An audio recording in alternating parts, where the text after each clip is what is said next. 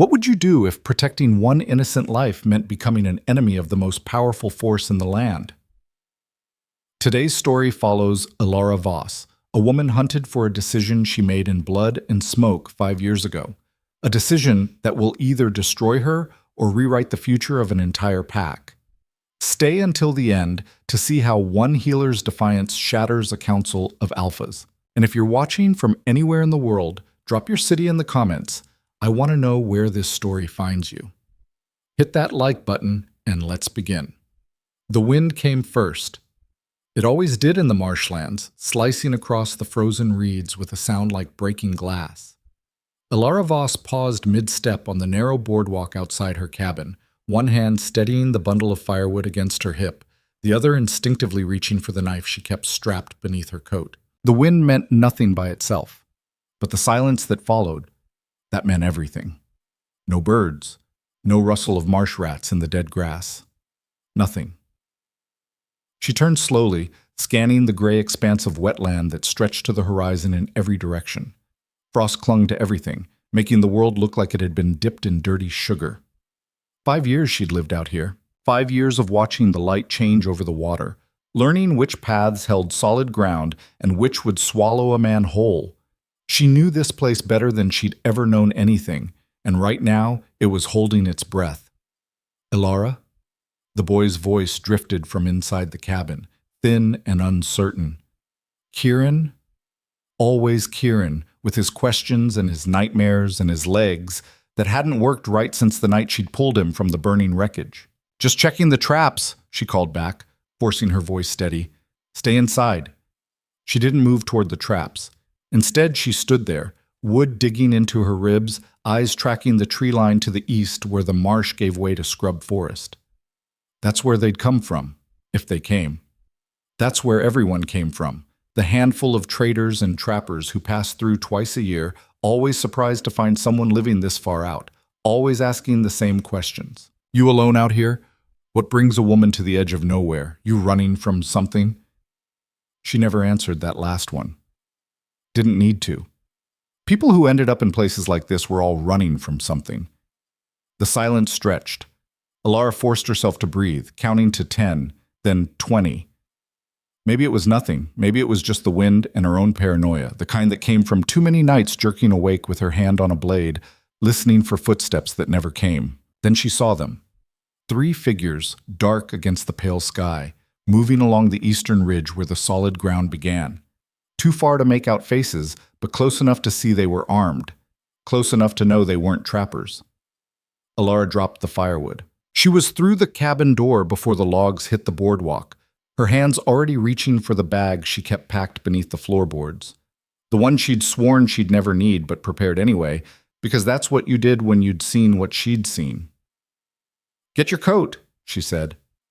Kieran looked up from the small table where he'd been sorting through a collection of smooth stones, his project for the morning. He was 12 now, though he looked younger, all sharp angles and too pale skin.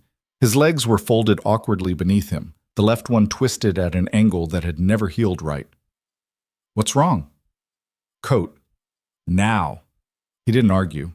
5 years living with her had taught him that much at least. When her voice went flat like that, you moved. He reached for the crutch leaning against the wall, but Elara was already there, scooping him up with practiced efficiency. 70 pounds a boy wasn't nothing, but she'd gotten strong out here. Had to be. The stones, he protested weakly. Forget them. She kicked the door open and stepped back into the cold. Kieran clutched against her chest, the emergency bag slung over one shoulder. Her mind was already 3 steps ahead, mapping routes through the marsh, calculating how much of a lead they had, whether the men would know enough to avoid the soft patches or if they'd learn the hard way. Who are they? Kieran whispered. Don't know. Are they looking for us? Elara didn't answer. She was already moving, her boots finding the narrow path that led south, deeper into the wetlands. Behind them, the cabin sat small and silent, smoke still rising from the chimney. She'd left everything. The winter stores, the medical supplies she'd spent years gathering, the books she'd read to Kieran on the long nights. All of it gone. But she'd left things behind before. The path twisted through stands of dead reeds taller than a man, their brittle stalks rattling in the wind. Elara moved fast but careful, testing each step before committing her weight. The ice was thin in places, and underneath was black water cold enough to stop your heart in minutes. She'd seen it happen once, watched a trader break through and go under before anyone could reach him. They'd pulled his body out 3 days later, 2 miles downstream, frozen solid. "I'm scared," Kieran said against her shoulder. "I know. Are we coming back?" Elara shifted his weight, her arms already burning. "I don't know." The truth was, she didn't know much of anything right now except that 3 armed men were moving toward her cabin, and that meant 5 years of careful hiding had just ended. The question was why now? Why today? Who had finally figured out where she'd gone? Behind them, distantly, she heard shouting. They'd reached the cabin, found it empty. That bought her maybe 10 minutes, maybe less if they were smart enough to spot her tracks in the frost. The path forked ahead. Left led to open water, a network of channels that would take them deeper into the marsh but required a boat she didn't have. Right led to higher ground, harder terrain, more cover. It also led closer to the forest, closer to whoever might be waiting. Elara went right. Kieran's fingers dug into her coat. "Tell me we're going to be okay."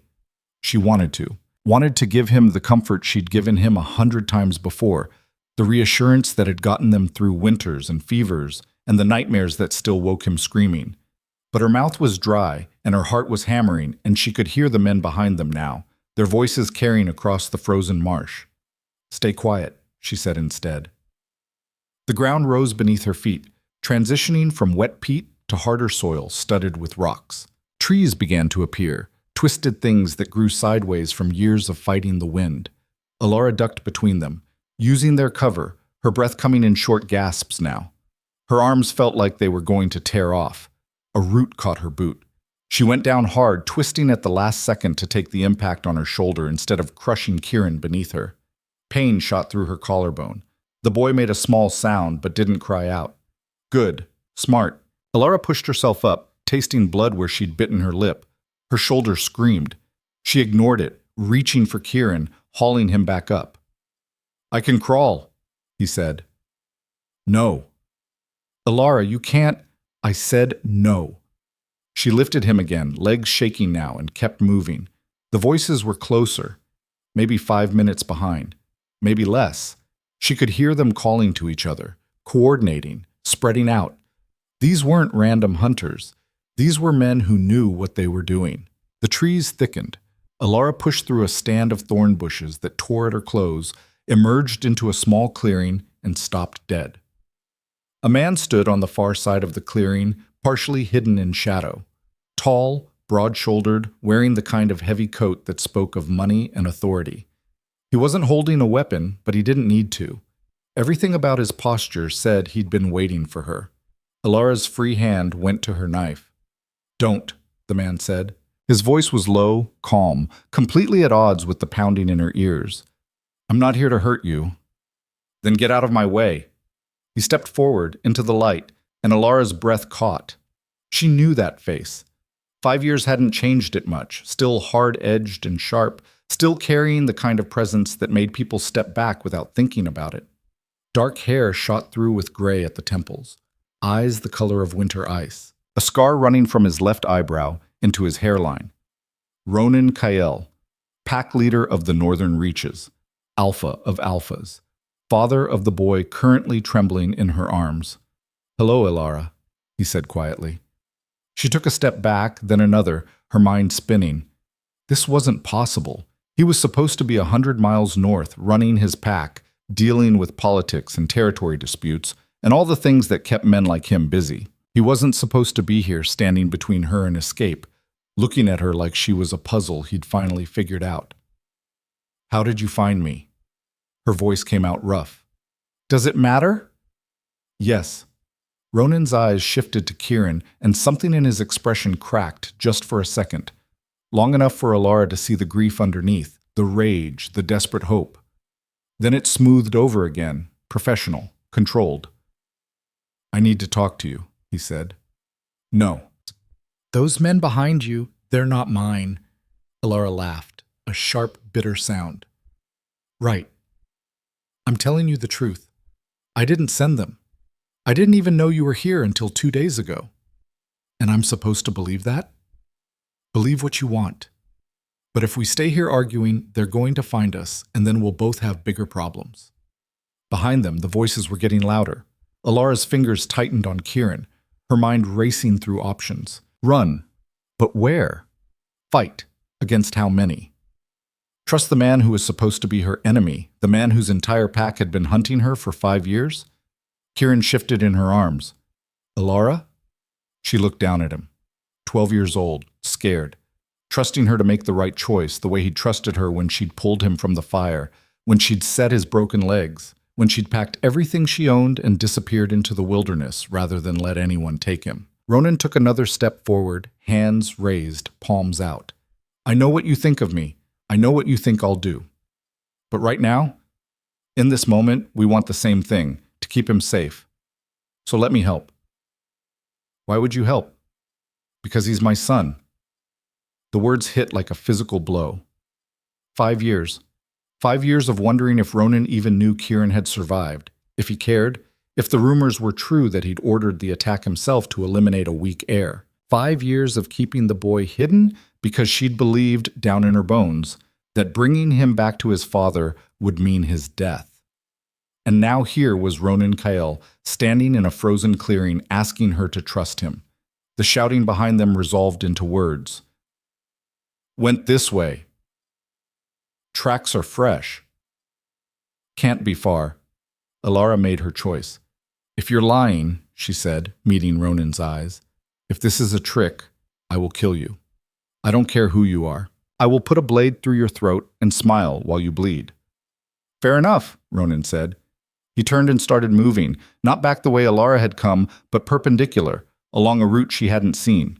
She followed, legs burning, Kieran heavy against her chest, every instinct screaming that she was making a mistake. They moved in silence, Ronan leading them through terrain that went from bad to worse, sliding down an embankment, wading through ankle-deep ice water, climbing over a fallen tree whose bark came off in frozen sheets.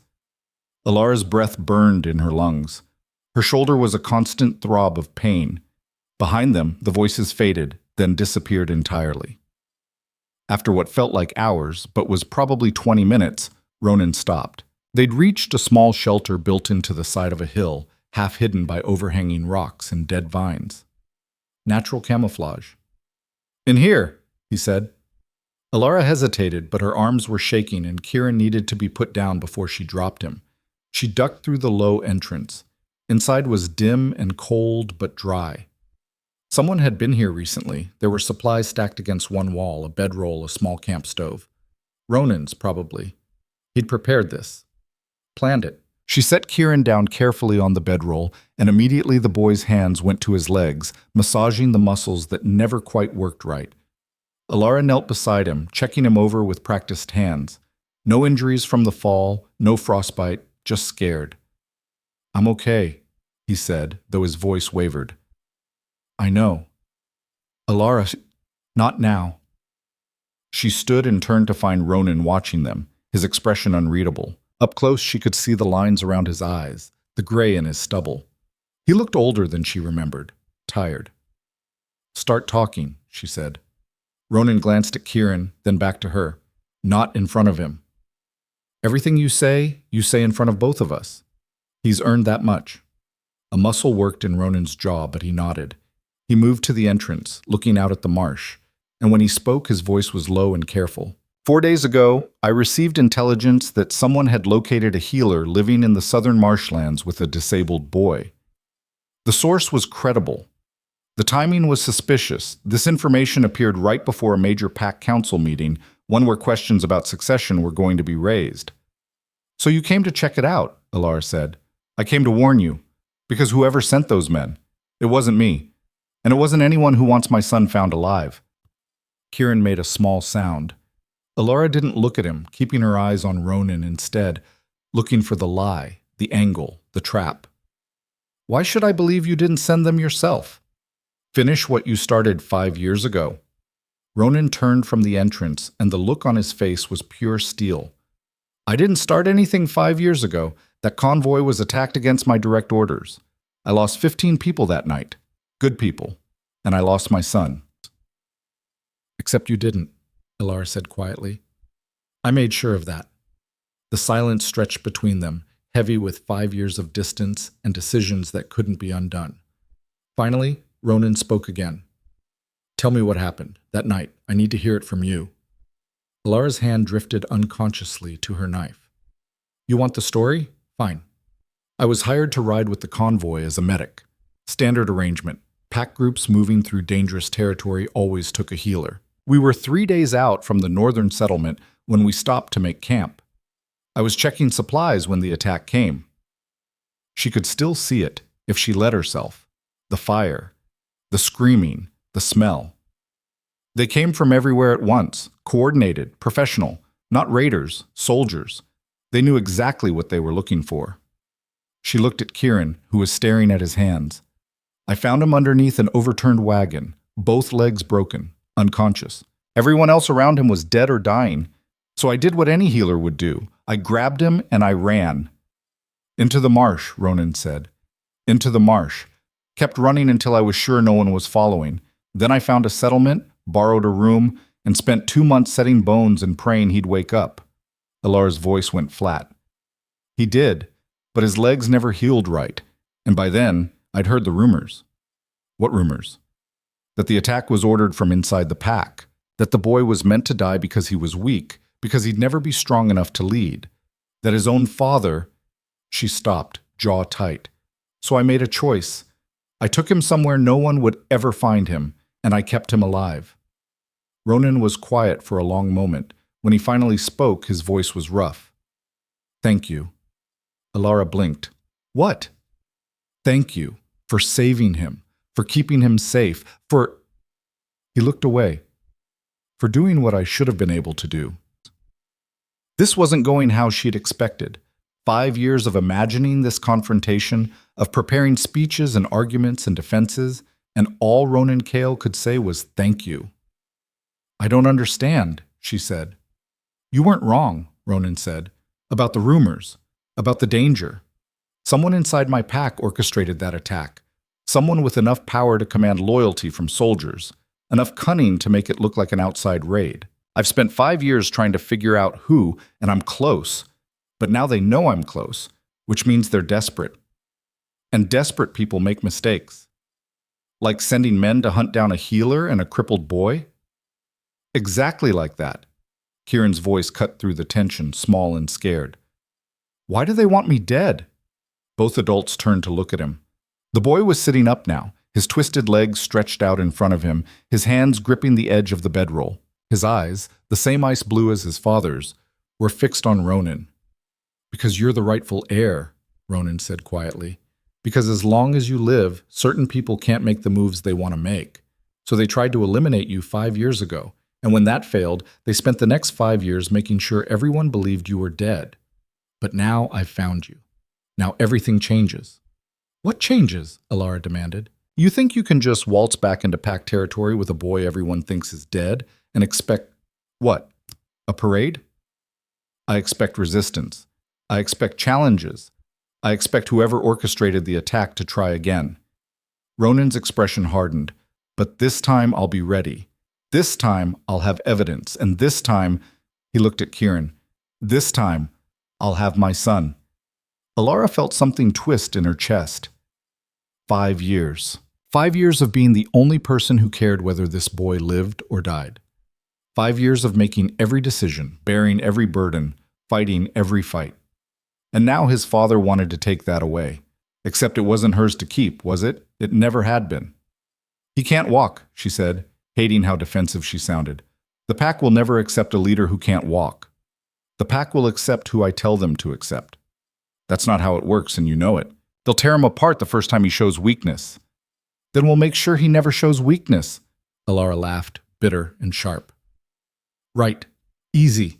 Just make a 12-year-old with broken legs look strong in front of a pack of alphas who value physical power above everything else. Simple. Ronan's eyes narrowed. You think I don't know how hard this will be? You think I haven't spent every day for 5 years knowing my son was out there somewhere, dead or alive, and I couldn't protect him? You think... He stopped, visibly forcing himself to calm down. I know the risks, But the alternative is leaving him out here, waiting for the next group of hunters to find him, waiting for the next fire, the next attack. How long do you think you can keep running? The question hit harder than Elara wanted to admit, because he was right. She was tired. Bone deep, soul tired. 5 years of looking over her shoulder. 5 years of trusting no one. 5 years of living in a cabin at the edge of the world, teaching a boy to read and hunt and survive while knowing that somewhere, someone might still be looking for them.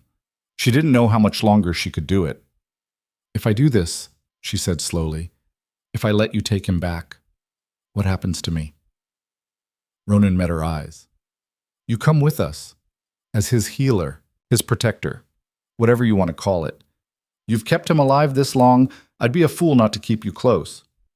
And if I say no, then I'll respect that, but I'll still take my son home." Elara looked at Kieran. The boy was watching her with those two old eyes, waiting for her to decide his fate, the way she'd decided it 5 years ago when she'd chosen to run, instead of returning him to his pack. "What do you want?" she asked him. "You get a say in this." Kieran's hands twisted together. "I don't know. I don't remember much from before, just fire and pain and screaming, and then you were there. You've always been there." "I know. But he's my father." "I know that too." The boy's voice dropped to a whisper. "Is he telling the truth? About not sending those men?" Elara wanted to lie, wanted to say no, wanted to grab him and run again, keep him safe the only way she knew how. But she'd never lied to him before, and she wasn't going to start now. "I don't know," she admitted, "but I think maybe he is." Kieran nodded slowly, taking that in. Then he looked at his father, really looked at him, studying the face he barely remembered. "Okay," he said. "We can try." Something in Ronan's expression cracked wide open. He took a step forward, then another, moving like he was afraid the boy would disappear if he moved too fast. Then he was kneeling beside the bedroll, reaching out with one hand, stopping just short of touching. "May I?" he asked, voice rough. Kieran nodded. Ronan's hand settled on his son's shoulder, gentle, reverent. "I thought I'd lost you," he said. "I thought—" His voice broke. "I'm sorry. I'm so sorry I couldn't protect you. I'm sorry for all of it." "It's okay," Kieran said. And maybe it wasn't. Maybe it would never be. But in that moment, it was enough. Elara turned away, giving them privacy, moving to the entrance of the shelter. Outside, the marsh stretched silent and still under the gray sky. Somewhere out there, men were hunting them. Somewhere further north, a pack was waiting, unaware that their lost prince had just been found. And somewhere in between, there was a choice she had to make about who she wanted to be. The woman who ran and hid and survived alone, or the woman who stayed and fought and risked everything for the people she'd chosen to protect. She was still standing there, turning it over in her mind, when Ronan appeared beside her. "We need to move soon," he said quietly. "Those hunters won't give up just because they lost our trail." "I know. There's a settlement 6 miles north, neutral territory. We can rest there, make a plan." Elara nodded, not looking at him. "And after that?" "After that, we go before the pack council. We tell them everything, about the attack, about Kieran, about whoever's been pulling strings for the last 5 years. We force it into the open where they can't hide. They'll fight back. Yes. People will die. Probably." Elara finally turned to look at him. "And you still think this is the right move?" Ronan's eyes were hard as winter ice. "I think 5 years ago, someone tried to murder my son and nearly succeeded. I think they've spent the time since then consolidating power, making moves, positioning themselves for when I'm gone. And I think if we don't stop them now, they'll try again. And next time," he looked back at where Kieran sat wrapped in a blanket, "next time we might not be lucky." "Luck?" Elara said softly. "That's what you call me finding him? Luck?" "I call it a miracle. I call it the only good thing to come out of the worst night of my life. I call it—" Ronan stopped, jaw tight. "I don't have the words for what I call it, but I'm grateful. More than you know." They stood in silence for a moment, two people who'd spent 5 years on opposite sides of an invisible war, now finding themselves on the same side through circumstance and necessity and the simple fact that they both loved the same boy. Finally, Elara spoke. If we're doing this, if we're really doing this, then I have conditions. Name them. First, Kieran's safety comes before everything else. Before pack politics, before your reputation, before the succession. If at any point I think he's in danger, we leave. No arguments. Agreed. Second, I stay with him. Not as a servant, not as hired help, as his protector. Someone he trusts. Someone who's earned the right to be there. Agreed. Third, Elara paused, making sure she had his full attention. You tell me the truth. About everything. About the attack, about the pack, about whoever's trying to kill your son. No secrets, no politics, just truth. Ronan studied her for a long moment, and she could see him weighing it, calculating what he'd have to reveal, what it would cost him. Agreed, he said finally, on one condition of my own. What? You stop looking at me like I'm the enemy. We're on the same side now. That means trust goes both ways. Elara wanted to argue, wanted to say trust wasn't something you demanded, it was something you earned. But looking at him now, at the exhaustion in his eyes, the genuine grief, the desperate hope, she thought maybe he'd started earning it the moment he'd stepped into that clearing and told her the truth. I'll try, she said. It wasn't a promise, but it was a start. Behind them, Kieran called out, his voice uncertain. Are we really going back? To the pack? Elara and Ronan exchanged a glance. Then Elara went back inside, kneeling beside the boy, taking his cold hands in hers. Yeah, she said, we're really going back. I'm scared. Me too. But you'll be there? You won't leave me? Elara squeezed his hands. I haven't left you yet, have I? Kieran managed a small smile. No. Then I'm not starting now.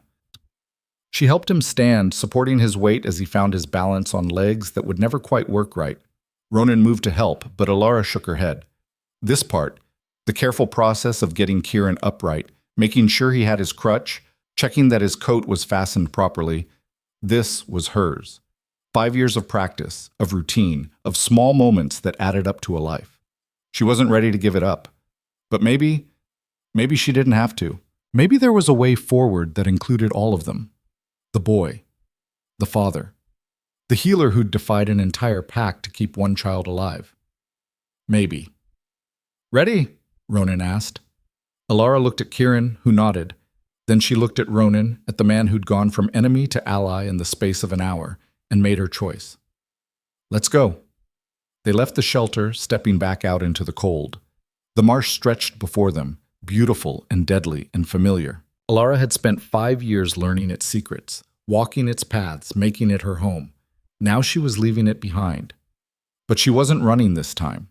She was walking toward something instead of away, walking toward truth and danger and a fight she'd been avoiding for too long, walking toward whatever came next. Behind them, the shelter faded into the landscape, just another shadow among many. The marsh would reclaim it eventually, covering the evidence that anyone had ever been there. That's what the marsh did. It swallowed things whole and kept its secrets, but not this secret. Not anymore. Ahead, through the trees, Elara could just make out the shimmer of water that marked the northern route. Beyond that, 6 miles of difficult terrain. Beyond that, the settlement. Beyond that, a reckoning 5 years in the making. Elara shifted Kieran's weight, feeling the familiar strain in her shoulders, and kept walking. One step, then another, then another. The same way she'd been walking for 5 years. The same way she'd keep walking until they reached the end of this, wherever that was. Beside her, Ronan moved with the quiet confidence of a man who'd spent his life navigating dangerous ground. Behind her, Kieran's breathing was steady, controlled. They were quite the trio, a broken prince, a ruthless alpha, and the healer who'd chosen them both. The wind picked up, carrying the smell of ice and decay. Somewhere in the distance, a bird called. The marsh was waking up again, the silence breaking now that the immediate danger had passed. But Elara knew better than to relax. The men who'd been hunting them were still out there. And beyond them, in the packed territories to the north, other enemies waited. Enemies with power and resources, and 5 years of thinking they'd gotten away with murder. They hadn't. And now, finally, it was time to prove it. The settlement appeared through the trees like something out of a fever dream. a collection of rough-built structures clustered around a central square. Smoke rising from chimneys, the sound of voices carrying on the wind. It was bigger than Elara expected, more permanent. Not the temporary trading post she'd imagined, but an actual community, complete with a stockade fence and guards at the gate. Ronan raised a hand as they approached, signaling the guards. Two men stepped forward, both armed with rifles, both wearing the hard expressions of people who'd learned not to trust strangers. "State your business," the taller one said. "Passage and shelter," Ronan replied. "We can pay." The guard's eyes swept over them. Ronan in his expensive coat, Elara with her ragged clothes and the boy in her arms, Kieran with his twisted legs and pale face. She could see the calculation happening, the assessment of threat versus profit. "How long?" the guard asked. "1 night, maybe 2. "Weapons stay at the gate." Ronan hesitated, just for a second, then nodded. He unbuckled his belt, handed over a knife that was probably worth more than everything Elara owned. The guard turned to her expectantly. She didn't move. "Ma'am," the guard said, voice flat. "Weapons." "I'm a healer," Elara said. "I need my tools." "Knives aren't tools." "Mine are." The guard's hand drifted toward his rifle. Ronan stepped forward, positioning himself between them, his voice dropping to the tone of someone used to being obeyed. "The woman keeps her blade. I'll vouch for her." The two men stared at each other. Elara held her breath, feeling Kieran tense against her shoulder. This was stupid. They'd made it 6 miles through hostile territory, evaded trained hunters, and now they were going to get into a fight over a knife at a settlement gate? Finally, the guard stepped back.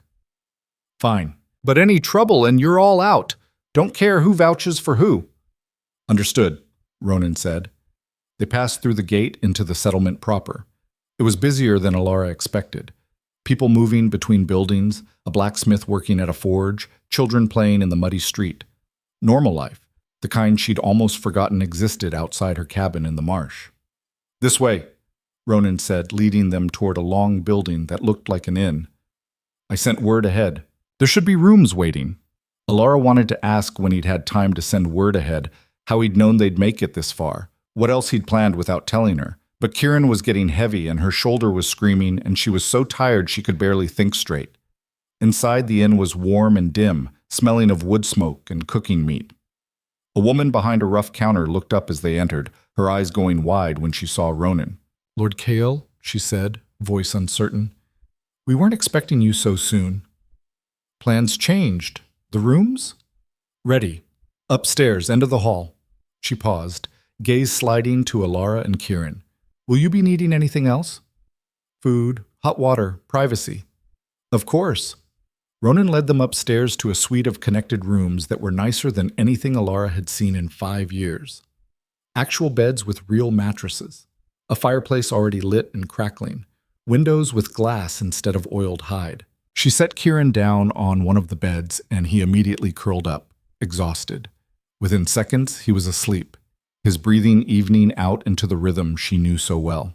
Elara turned to find Ronan watching her, his expression unreadable. "You need rest too," he said. "I need answers." "You'll get them. But first," he gestured to a door on the far wall. "There's a bath through there. Use it." "When's the last time you had hot water?" Elara wanted to argue, but the thought of hot water was too tempting.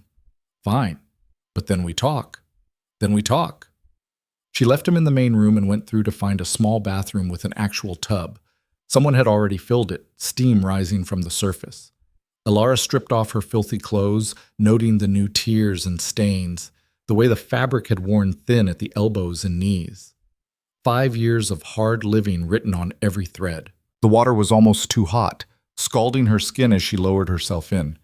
But after the initial shock, it felt like heaven. She leaned back, closing her eyes, letting the heat seep into muscles that had been tensed for hours. She must have dozed off, because the next thing she knew, the water was lukewarm and someone was knocking on the door. "Food's here," Ronan called. Elara climbed out, dried off with a rough towel, and pulled on her clothes with reluctance. They felt even grimier against her clean skin. She'd need new ones soon. Add that to the growing list of things she needed. Back in the main room, she found a table laid out with bread, cheese, dried meat, and something that might have been stew. Ronan was sitting by the fire, staring into the flames. He looked up when she entered. Better? Yes. Thank you. They ate in silence for a while. Elara couldn't remember the last time she'd had food she hadn't caught or foraged herself. It tasted like luxury. Finally, Ronan spoke. We need to leave before dawn. The hunters tracking us will report back eventually, and when they do, whoever sent them will know we're together. That changes the game. How? Because it means I know Kieran is alive. It means I'm protecting him. And it means whoever wants him dead now has to go through me to get to him. Elara set down her bread. You still haven't told me who. Ronan was quiet for a long moment, his hands clasped together, firelight playing across his face. When he spoke, his voice was careful, measured. There are 3 people on the Pack Council with enough power and influence to have orchestrated the attack 5 years ago. Darius Venn, Marcus Thorne, and Elena Frost. All 3 had motive. They're all potential successors if the bloodline fails. All 3 had means. They command loyalty from significant portions of the Pack. And all 3 have been positioning themselves very carefully for the past 5 years. So which one is it? I don't know. That's the problem. Whichever one it is, they've been smart. Careful. No direct connections to the attack, nothing that could be traced back, just coincidences and opportunities that happened to align perfectly. Elara leaned forward. But you suspect someone. I suspect all of them. But if I had to guess... Ronan paused. Darius. He's been the most aggressive about succession questions, the most vocal about the Pack needing strong leadership, and he was the one who suggested I officially declare Kieran dead after the first year of searching. Convenient. Very. So what's the plan? Walk into Pack territory and accuse him? Ronan shook his head. That would get us nowhere. Accusation without proof is just politics. What we need is evidence, something concrete that ties him to the attack. After 5 years, how are you going to find that? I'm not. Ronan met her eyes. You are. Elara went very still. Excuse me? You were there. You saw the attack happen. You can testify about what you witnessed, the coordination, the tactics, the fact that they were clearly looking for Kieran specifically, combined with the timing of your testimony right when succession questions are being raised. That's pressure. Pressure makes people make mistakes. You want to use me as bait. I want to use your testimony as leverage. There's a difference. Elara stood up, suddenly unable to sit still. Right. Because walking into a room full of alphas and telling them their colleague is a murderer is perfectly safe. Nothing could go wrong with that plan. I didn't say it was safe. I said it was necessary. For who? For you? For your political position? Ronan stood too, his voice hardening. For my son. For the boy you've spent 5 years protecting. Or does that not matter anymore now that his father's involved? The words hit like a slap. Elara turned away, hands clenched into fists, fighting the urge to hit something. He was right, and she hated it. Hated that after 5 years of being the only one who cared, she had to share that responsibility with someone else. Had to trust someone else to make decisions about Kieran's future. I'm sorry, Ronan said quietly. That was unfair. Yes, it was. But I'm not wrong. We need your testimony, and I need you to trust that I can keep you safe while you give it. Elara turned back to face him. Why should I trust you? I don't know you. 5 years ago, I knew you by reputation only, the ruthless alpha who valued strength above all else, the leader who would do anything to maintain power. Why should I believe you've changed? Because I lost my son once already, Ronan said, and there was something raw in his voice now, something that cut through all the political maneuvering and careful planning. I lost him, and I spent 5 years thinking he was dead. 5 years of living with that guilt, that failure, and now I have a chance to fix it, to protect him, to be the father I should have been from the beginning. He moved closer, his eyes locked on hers. So no, you don't know me. You don't have any reason to trust me except that we both want the same thing, to keep that boy alive. And right now, in this moment, that's going to have to be enough. The silence stretched between them. Elara could hear Kieran's soft breathing from the other room, could hear the crackle of the fire, the distant sounds of the settlement outside. Finally, she spoke. If I do this, if I testify, what happens after? Assuming we survive, assuming your plan works and we expose whoever's responsible, what happens to me and Kieran? That depends on what you want. What I want is to keep him safe. Then stay. As his healer, his guardian, whatever title makes you comfortable, stay and help me raise him. Help me teach him how to lead despite his limitations. Elara laughed, bitter. You think the pack will accept that? An outsider with that kind of access to the air? The pack will accept what I tell them to accept. And if they don't? Ronan's expression went hard. Then they'll learn to. There was something in his voice that reminded Elara why people feared him. This wasn't the grieving father talking anymore. This was the alpha, the leader who'd spent decades consolidating power and crushing opposition. Okay, she said, I'll testify, but on my terms, which are, I speak the truth as I saw it. I don't embellish, I don't play politics, I don't say what you want me to say, just what happened. Agreed. And if at any point I think Kieran is in danger, we leave. I don't care if we're in the middle of testimony, in the middle of the council chamber, in the middle of your pack's territory. We leave. Ronan hesitated, and she could see him weighing it, calculating the risk. Agreed, he said finally, but you have to trust me to know when that danger is real and when it's just perception. Can you do that? Could she? Elara didn't know. But she nodded anyway, because what choice did she have? They spent the rest of the evening going over details. What the council meeting would look like, who would be there, what questions to expect. Ronan was thorough, methodical, thinking through every angle. It should have been reassuring. Instead, it just made Elara more nervous. She checked on Kieran before bed, finding him still deeply asleep, his face peaceful in a way it rarely was when he was awake. She brushed hair back from his forehead, a gesture so familiar it was automatic. I'm trying to do right by you, she whispered. Hope you know that. He didn't answer, of course, just kept sleeping, trusting her to make the hard choices the way she always had. Elara went to her own room, a small space off the main chamber, and lay down on the bed, but sleep wouldn't come. She stared at the ceiling, listening to the sounds of the settlement outside, and wondered if she was making the biggest mistake of her life. She must have dozed eventually because she woke to shouting. Elara was on her feet and moving before she was fully conscious, knife in hand, heart pounding. She burst into the main room to find Ronan already at the window, looking down at the street below. What is it? She demanded. Trouble. She moved to the window, looked out, and felt her stomach drop. The settlement square was filled with people, not the random crowd from earlier, but an organized group, maybe 20 strong, all armed. And at their center giving orders was a woman Elara recognized from Ronan's descriptions, Elena Frost, one of the 3 suspects, here, now. How did she find us? Elara breathed. Doesn't matter. Ronan was already moving, grabbing his coat, checking the knife he'd somehow retrieved despite leaving it at the gate. We need to get Kieran and go, now. Elara ran to the boy's room, shook him awake. Kieran, wake up, we have to move. His eyes flew open, instantly alert.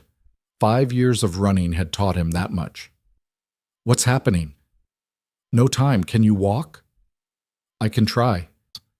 She helped him up, grabbed his crutch, and they made it back to the main room just as someone pounded on the door. Lord Kale, a woman's voice called, smooth, cultured, dangerous. I know you're in there. I think we should talk. Ronan looked at Elara, then at the door, calculating. Finally, he moved to open it. Elena Frost stood in the hallway, flanked by 2 guards.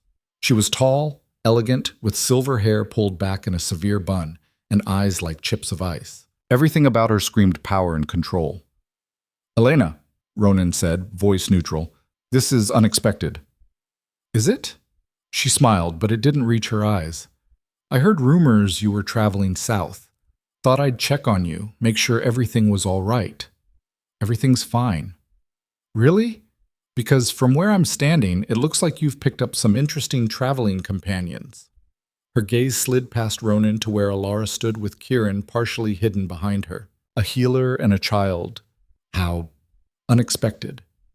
The way she said it made Alara's skin crawl. This wasn't coincidence. Elena knew exactly who they were. They're under my protection, Ronan said carefully. Of course they are. I wouldn't dream of interfering. Elena's smile widened. In fact, I insist you all join me for breakfast. We have so much to discuss.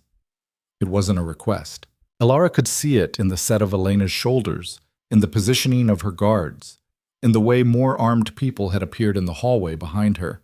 They were trapped. Ronan must have seen it too because he nodded. We'd be honored. Wonderful. Shall we say an hour? That should give you time to prepare.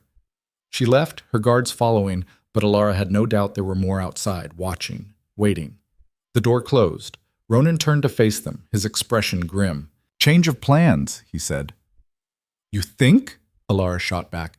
She knows, Ronan. She knows who Kieran is. Probably. Probably. That's all you've got?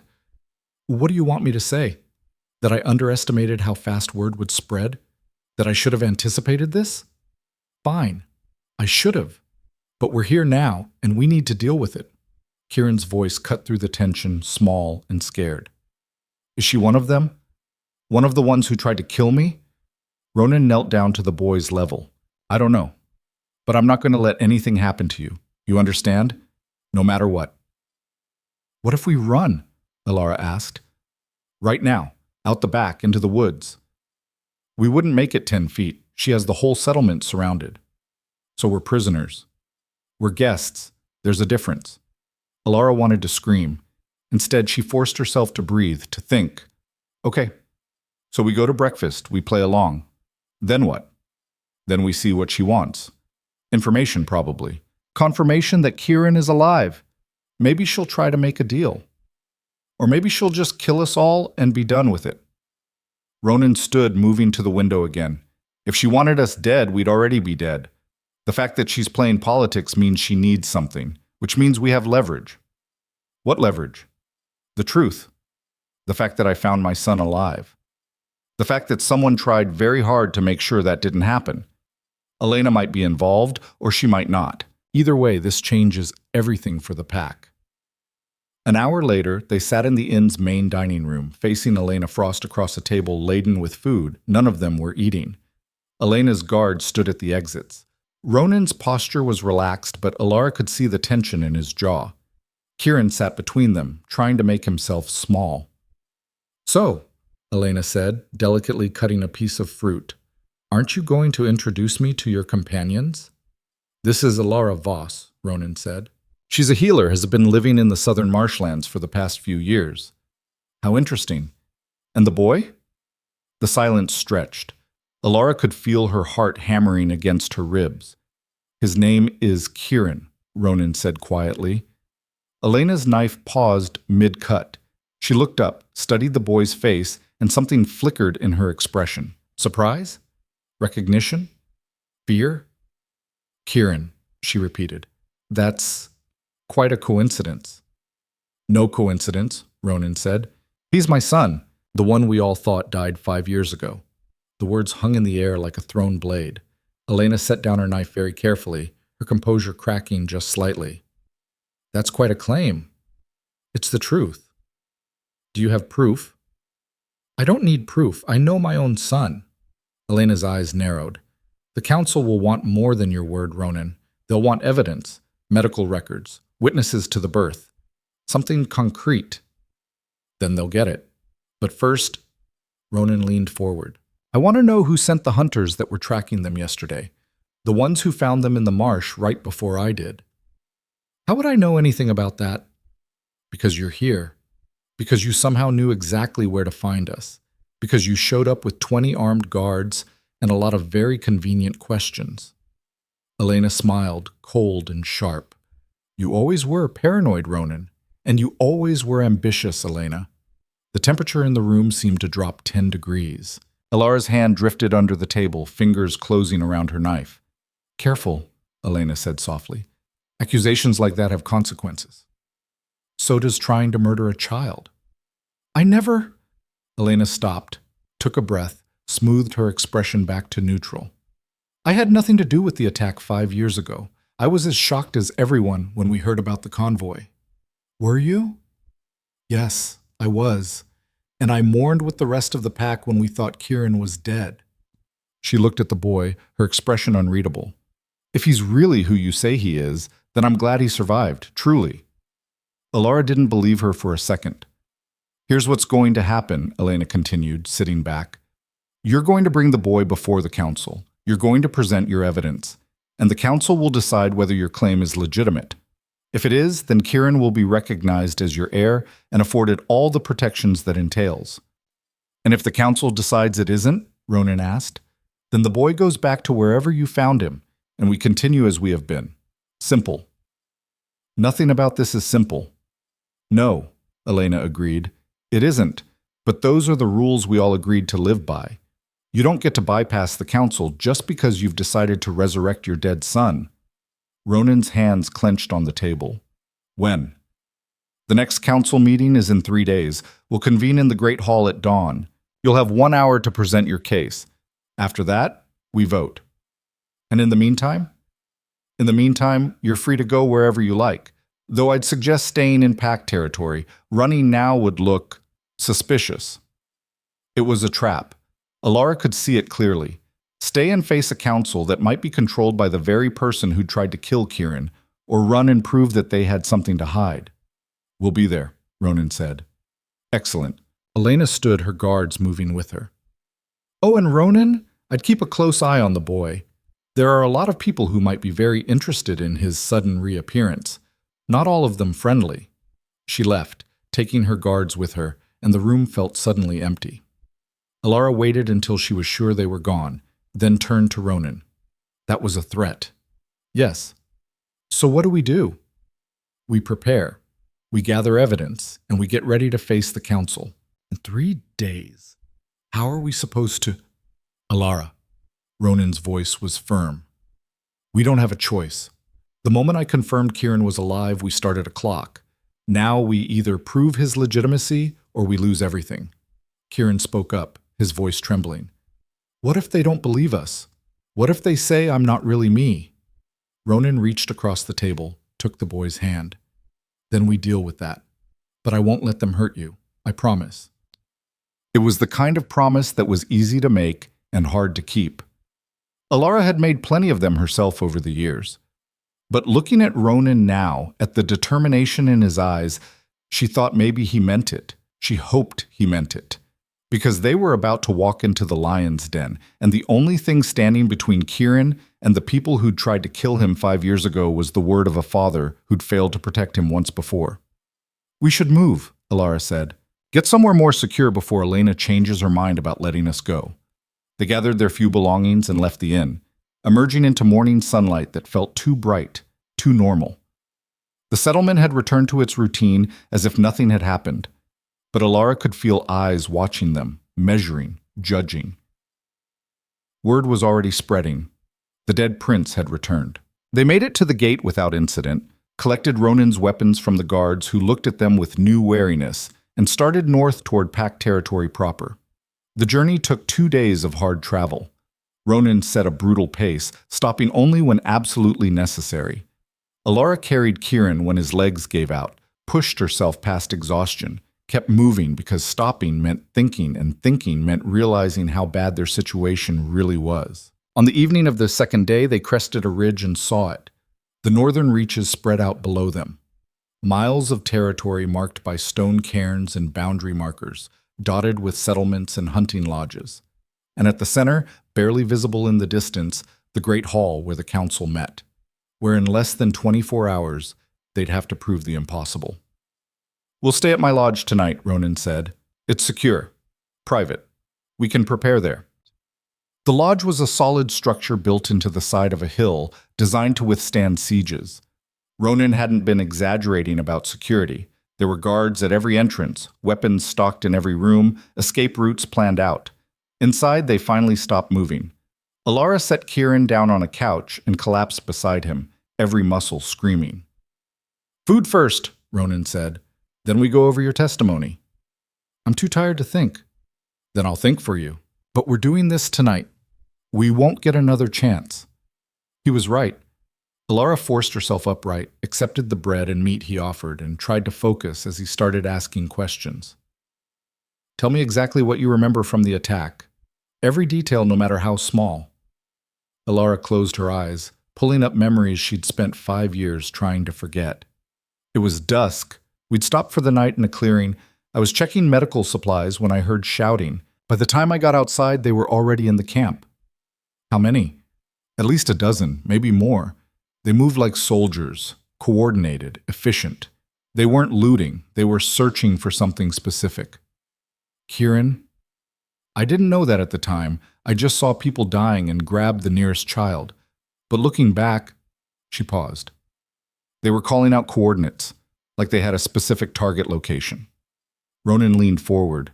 Can you remember any of the words? Anything specific? No, just, it was organized, professional, not raiders, not bandits. These were trained fighters following orders. That's good. That's useful. Ronan made a note on a piece of paper. What else? They went through it piece by piece, the layout of the camp, the direction of the attack, the fact that most of the casualties were guards positioned around one specific wagon. Kieran's wagon. By the time they finished, it was well past midnight. Elara's head was pounding, and Kieran had long since fallen asleep curled up on the couch. Get some rest, Ronan said. Dawn comes early. Elara wanted to argue, but she was too tired. She carried Kieran to one of the bedrooms, tucked him in, and then stood there looking down at him, this boy she'd saved, wondering if she was about to get him killed. I don't know what I'm doing, she whispered. But Kieran was asleep, and even if he wasn't, what could he say? He was 12 years old and couldn't walk right and about to face a council of alphas who might decide he didn't deserve to live. None of them knew what they were doing. Elara left the door cracked and went to her own room, but sleep wouldn't come. She lay in the dark, listening to the sounds of the lodge settling, and tried not to think about all the ways tomorrow could go wrong. She must have dozed because the next thing she knew, someone was shaking her shoulder. She jerked awake, knife already in hand, to find Ronan standing over her. Easy, he said. It's time. Dawn. Already. Elara dressed quickly, splashed water on her face, and went to wake Kieran. The boy was already up, sitting on the edge of the bed, his hands shaking. I don't think I can do this, he said. You don't have to do anything. Just sit there and let us handle it. But what if they ask me questions? What if I say the wrong thing? Elara knelt in front of him. Then you say the wrong thing and we deal with it. But you've survived worse than a room full of politicians. You survived fire and broken bones and 5 years in a marsh. You can survive this. He didn't look convinced, but he nodded. They made their way to the great hall just as the sun was rising. The building was massive, built from stone and timber, designed to impress and intimidate. Guards stood at every entrance. People were already gathering, pack members come to witness the spectacle, counselors arriving in formal dress, spectators drawn by rumors of the dead prince's return. Elara's stomach churned. This was really happening. Inside, the main chamber was circular, with tiered seating rising up on all sides and a central floor where those presenting to the council stood. 5 chairs sat at the far end, the council seats. 3 were already occupied. Elena Frost sat in the center looking serene and dangerous. To her right was a massive man with a scarred face, Marcus Thorne, Elara guessed. To her left, a thin man with calculating eyes, Darius Venn. All 3 suspects in one room. Remember, Ronan murmured as they walked forward. Stay calm. Tell the truth. Don't let them rattle you. Easy for him to say. They reached the center of the floor. Ronan stood tall and confident, every inch the alpha. Kieran leaned on his crutch, trying not to shake. And Elara stood between them, feeling more out of place than she'd ever felt in her life. The remaining 2 council members arrived, an elderly woman Elara didn't recognize and a middle-aged man who looked bored already. Elena stood. This emergency session is called to order. Lord Ronan Kyle has requested time to present a matter of succession significance. Lord Kyle, you may proceed. Ronan stepped forward. His voice when he spoke carried to every corner of the hall. 5 years ago, my son Kieran was killed in an attack on a convoy traveling through the southern territories. At least that's what we all believed. But I'm here today to tell you that belief was wrong. My son survived, and he's here now, standing before you. The hall erupted. Voices rose in shock, disbelief, anger. Elena let it go on for a moment before calling for silence. That's quite a claim, Lord Kale. Do you have evidence to support it? I have the boy himself. I have the testimony of the healer who saved him. And I have the circumstances of his survival, which I believe will prove beyond doubt that the attack 5 years ago was not random. It was orchestrated from within our own pack. Now the hall went silent. You could have heard a pin drop. Darius Venn leaned forward. That's a serious accusation. It's the truth. Then prove it. Ronan gestured to Elara. This is Elara Voss. She was the medic traveling with the convoy. She witnessed the attack. She saved my son. And she can testify to what she saw that night. All eyes turned to her. Elara's mouth went dry. This was it. The moment everything had been building toward. She stepped forward, raised her chin, and began to speak. My name is Elara Voss. 5 years ago, I was hired to travel with a pack convoy as their healer. On the third night of the journey, we were attacked. Her voice was steady, stronger than she felt. The attack was coordinated, professional. The attackers knew exactly where to strike, exactly who to target. They weren't raiders, they were soldiers. And they were looking for someone specific. That's speculation, Marcus Thorne rumbled. It's observation, Elara shot back. I watched them search wagon by wagon. I heard them calling out coordinates. I saw them bypass valuable cargo to focus on guard positions around one specific wagon, the one carrying Kieran. And you saved him? Elena asked, her tone neutral. I pulled him from the wreckage. Both his legs were broken. He was unconscious. Everyone around him was dead or dying, so I ran. Why? Because that's what you do when someone's trying to kill a child. You run. But why not return him to his father? Darius pressed. Why hide for 5 years? Elara met his eyes. Because by the time the boy woke up, I'd heard the rumors that the attack came from inside the pack. That certain people wanted Kieran dead because he was weak, because his disability made him unsuitable to lead. So I made a choice. I kept him hidden until I could be sure bringing him back wouldn't get him killed. And now? Elena asked. What's changed? His father found us, Elara said simply. And I had to decide whether to trust him or keep running. I chose trust. The council members exchanged glances. Elara couldn't read their expressions. Then Darius stood. Even if we accept your testimony, even if we believe the attack was orchestrated internally, that proves nothing about the boy's identity. For all we know, this could be any child, a convenient substitute you've coached to play the part. He has the bloodline markers, Ronan said. The family resemblance is clear. Resemblance isn't proof. Then test him. Medical examination, blood work, whatever you need. But I know my own son. Do you? Darius moved forward, his voice rising. You barely spent time with him before the attack. He was, 7 years old? Children change in 5 years. How can you be certain? Ronan's jaw tightened. I'm certain. That's not good enough. The argument escalated, voices rising, the council fragmenting into camps. Elara watched it happen, watched the careful political game Ronan had been playing start to crack under pressure. And then Kieran spoke. Stop.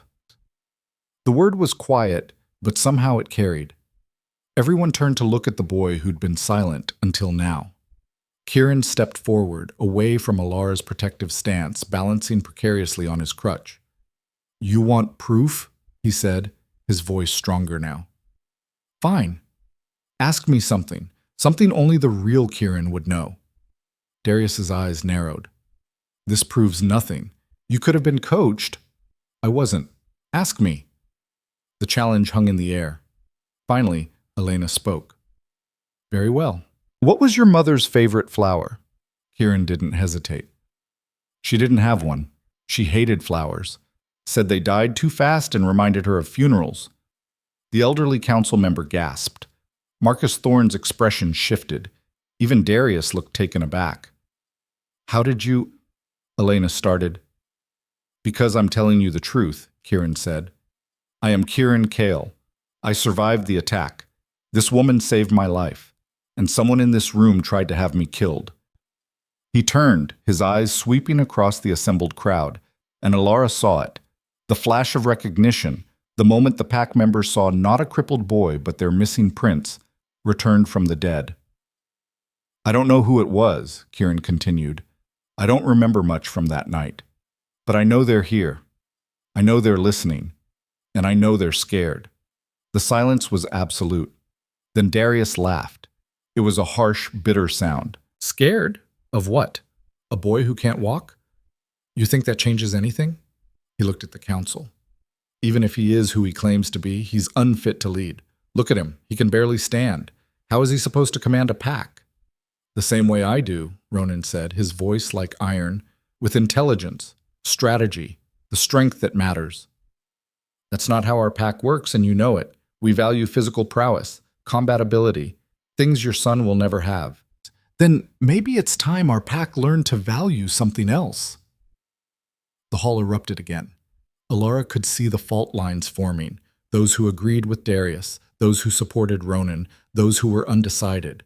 It was splitting apart in real time, and in the chaos, she saw something that made her blood run cold. Darius was smiling. This was what he wanted. Not victory in a council vote, but chaos. Conflict. A pack divided was a pack vulnerable, and a vulnerable pack was one he could seize.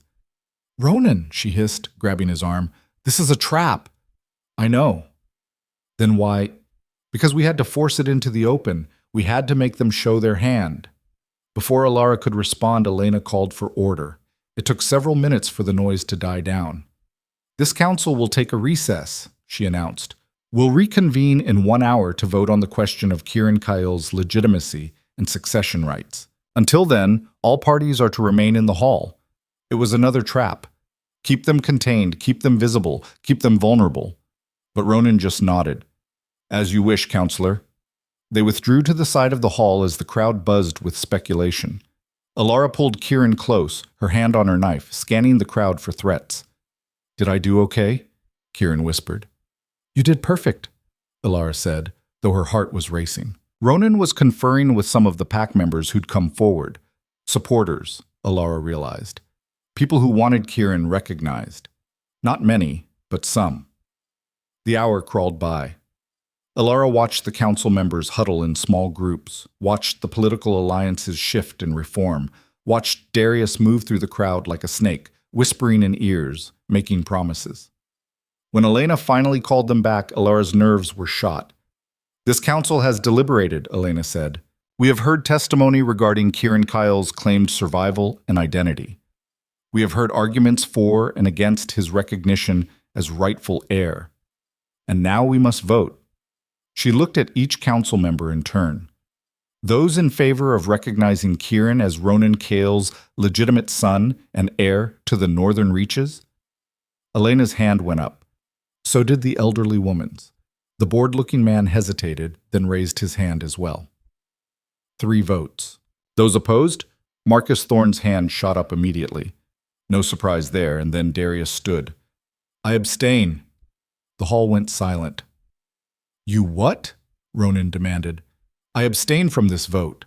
I believe the matter requires further investigation before such a momentous decision can be made." Darius's smile was cold. "After all, we're talking about the future leadership of our pack. Surely we can afford to be thorough." "The vote is 3-1, Elena said. "The motion passes. Kieran Kyle is hereby recognized as legitimate heir, with all rights and protections that entails." But it felt hollow, because Darius had just proven he didn't need to vote against them. He just needed to sow doubt, to delay, to keep the pack fractured and arguing while he maneuvered in the shadows. Ronan knew it too. Elara could see it in his face, but there was nothing to do except accept it. They left the hall to a mixture of cheers and angry mutters, Kieran exhausted and shaking, Elara's mind racing. They'd won, technically. So why did it feel like they'd just lost something much bigger? The celebration, if it could be called that, lasted less than an hour. Ronan's lodge filled with supporters, pack members who'd voted in favor, allies who saw opportunity in Kieran's return, people hedging their bets in case the political wind shifted. They brought food, wine, congratulations that felt more like calculations than genuine warmth. Elara hated every second of it. She stood in the corner watching Kieran sit stiffly on a chair that was too big for him, accepting handshakes from strangers who'd done nothing to help him survive the last 5 years. His face was pale, exhausted, but he kept smiling because that's what was expected. You should eat something, a voice said beside her. Elara turned to find an older woman holding a plate of food. She had kind eyes and hands marked by decades of work. Not nobility, not politics, just pack. I'm fine, Elara said.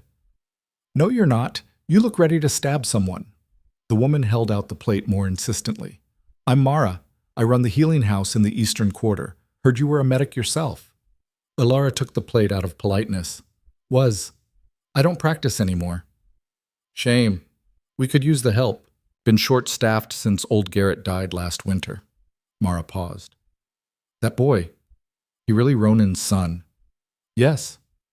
You sure? Because there's talk. People saying it's a trick. That Ronan's getting desperate about succession and found some convenient orphan to play the part. Elara's hand tightened on the plate. I pulled him from a burning wagon 5 years ago. Set his broken legs myself. Spent every day since keeping him alive. So yes, I'm sure. Mara studied her face, then nodded. Good enough for me. But not everyone's going to be that easy to convince. You know that, right? I'm learning. The woman left, disappearing back into the crowd, and Elara was alone again with her thoughts and the growing certainty that something was wrong. The votes had been too easy. Darius's abstention too convenient. Elena's acceptance too smooth. They were missing something. She pushed through the crowd, looking for Ronan, and found him deep in conversation with Marcus Thorne of all people.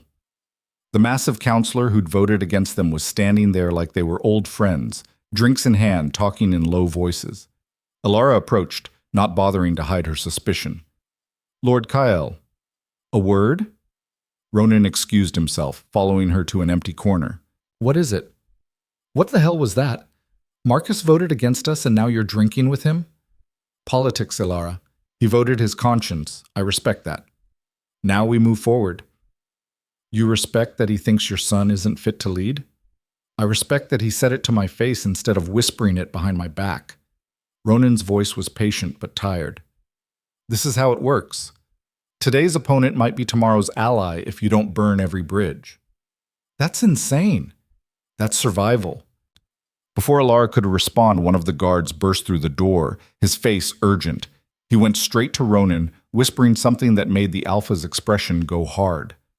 When? Ronan demanded. 20 minutes ago. They found him in his study. Secure the area. No one in or out. I want... He stopped, looking at Elara. Get Kieran. Take him to the safest room in this lodge and don't open the door for anyone but me. What happened? Just do it. The edge in his voice killed any argument. Elara moved fast, crossing to where Kieran sat, surrounded by well-wishers, pulling him up despite the protests. What's wrong? He asked as she half-carried him toward the back of the lodge. Don't know, but we're not taking chances. She found the room Ronan had indicated, a small chamber with stone walls, a heavy door, and a window barely wide enough for a child to squeeze through. Defensible. She pushed Kieran inside, locked the door, and positioned herself between him and the only entrance. Elara, you're scaring me. Good. Stay scared. Keeps you sharp. They waited. Minutes stretched like hours. Elara's hand never left her knife. Her eyes never left the door. Outside, she could hear raised voices, footsteps, the sound of the celebration dying as word of whatever had happened spread. Finally, a knock. It's me, Ronan's voice called. Elara cracked the door, confirmed it was actually him, then let him in. He looked like he'd aged 10 years in the last half hour. What happened? She demanded. Ronan glanced at Kieran, hesitated, then spoke. Darius Venn is dead. The words hit like a physical blow. Elara's mind raced, trying to process. How? Poison. Someone put it in his wine during the council session. He made it back to his study before it took effect. You think we did it? Elara said, understanding flooding in. They're going to blame us. They already are. Ronan moved to the window, looking out at the compound. Half the pack thinks I killed him to silence opposition. The other half thinks it's a power play gone wrong. Either way, we're being watched. Kieran's voice was small. Did you? Kill him? No. Ronan turned, meeting his son's eyes. I didn't. But that won't matter if people believe I did. So what do? We find out who actually did it, before they come for us next. Over the next 3 days, the pack fractured. Lines that had been blurry became sharp. Darius's supporters demanded justice, calling for Ronan's arrest. Elara pushed for a full investigation, her voice calm and reasonable, her eyes calculating. Marcus withdrew to his own territory, taking his people with him, declaring neutrality that felt more like abandonment. And through it all, Elara watched Kieran shrink back into the frightened boy she'd first found 5 years ago. They were prisoners in all but name, guards at every door, supposedly for their protection, restrictions on where they could go, who they could see.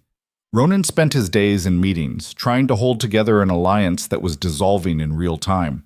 Elara spent hers in the small room with Kieran, teaching him the same lessons she'd taught in the marsh. How to stay quiet, how to read danger, how to survive. On the 4th day, Elara came to visit. She arrived without announcement, sweeping into their quarters with 2 guards and an expression of concern that didn't reach her eyes. Ronan, Elara, Kieran. She nodded to each of them. I wanted to check on you, make sure you were managing during this difficult time. We're fine, Ronan said, voice flat. Are you? Because from where I'm standing, things look rather precarious. Elara sat without being invited, crossing her legs elegantly. Darius's death has created a vacuum. People are choosing sides, and I'm afraid public opinion is not trending in your favor. Get to the point, Elara. The point is that I'm trying to help. Despite what you may think, I don't want to see you brought down over this. You're a good leader, Ronan. The pack needs you. Just not my son. Elena's smile was sad. I didn't say that. But you have to admit the timing is suspicious. Kieran reappears after 5 years. You make a dramatic claim before the council. Darius opposes you, and then he's dead within hours. How do you think that looks? It looks like someone's trying to frame us, Elara cut in. Someone who benefited from Darius's death and wanted to destroy Ronan's credibility at the same time. Someone like who? Like you. The temperature in the room dropped. Elena's guards tensed, hands moving toward weapons. But Elara just laughed, light and amused. My dear, if I wanted Ronan destroyed, I'd have voted against him in council. I'd have sided with Darius, not helped confirm Kieran's legitimacy. What possible reason would I have to kill one of my fellow counselors? Consolidation of power, Elara said, though even as she spoke, she knew it sounded weak. Elara was right. Her actions didn't match the profile of someone orchestrating this, which meant they were looking at the wrong person. I came here with a proposal, Elara said, ignoring Elara's accusation. Step back. Temporarily. Let me run the investigation into Darius's death. You stay here, stay visible, cooperate fully. When we find the real killer, and we will, you'll be cleared, your reputation restored, Kieran's position secured. And if we refuse, Ronan asked, then Marcus is calling for a vote of no confidence tomorrow, and I'm not sure I can stop it from passing. The threat hung in the air, polite and devastating. Ronan's jaw worked. I need time to think. Of course. But Ronan? Elara stood, smoothing her dress. Time is something you're running very short on. She left, taking her guards with her, and the silence she left behind was suffocating. She's lying, Elara said immediately. About helping us. About finding the real killer. This is a play to sideline you. Maybe. Or maybe she's telling the truth and we're so paranoid we can't see it. Ronan slumped into a chair, suddenly looking every one of his years. I don't know anymore. I don't know who to trust. Trust me, Kieran said quietly. Both adults turned to look at him. The boy was sitting on the edge of the bed, his twisted legs stretched out in front of him, his expression more serious than any 12-year-old should be. You saved me, he continued, both of you. When everyone else wanted me dead or forgotten, you kept me alive. So trust me when I say, we need to stop reacting and start acting. What are you suggesting? Ronan asked.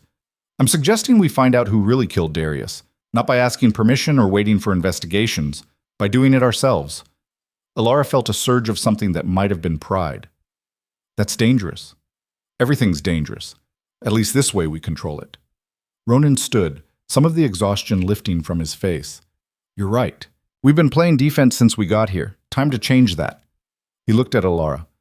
You still know how to break into places? I'm a healer, not a thief. That's not what your file said. Elara froze. What file? You think I found you in the marsh by accident? I've been tracking you for months, ever since I picked up a whisper about a healer with certain skills living in the Southern Territories. Ronan's expression was apologetic. Your real name isn't Elara Voss, is it? It's Elara Thane. And before you became a healer, you were one of the best infiltrators the Eastern Pax had ever seen. The room tilted. Elara grabbed the edge of the table, her mind spinning. That name, that life. She'd buried it so deep she'd almost convinced herself it never existed. How did you? Does it matter? What matters is that I need those skills now. Darius's study is sealed. Evidence is being gathered. But before it gets processed through official channels, before it gets sanitized or destroyed, I need someone to get in there and see what's really there. You want me to break into a crime scene? I want you to find the truth. Elara looked at Kieran, who was watching her with those two old eyes, then back at Ronan. If I do this, if I go back to being that person, there's no guarantee I can stop. You understand? That's not a switch I can just flip on and off. I understand, and I'm asking anyway. She closed her eyes, feeling the old reflexes stirring. The calculations of entry points and guard rotations. The weight of lockpicks she hadn't carried in 6 years. The cold focus that came when you stopped being a person and became a tool. When? She asked. Tonight, during the shift change. You'll have maybe 20 minutes before someone notices. That's not enough time. It's what we have. Elara nodded slowly. Fine. But you owe me. Both of you. After this, after everything settles, you owe me the truth. All of it. No more secrets. Deal, Ronan said. The compound was quiet when Elara slipped out just after midnight. The guards were where Ronan said they'd be, their rotation predictable. She moved through shadows she'd memorized over the past 4 days, her footsteps silent, her breathing controlled. Getting to Darius's quarters was easier than it should have been. The crime scene tape was ceremonial, not serious. The lock on the door was standard. She had it open in under a minute. Inside, the study smelled of death and chemicals. Someone had cleaned the body but left everything else untouched.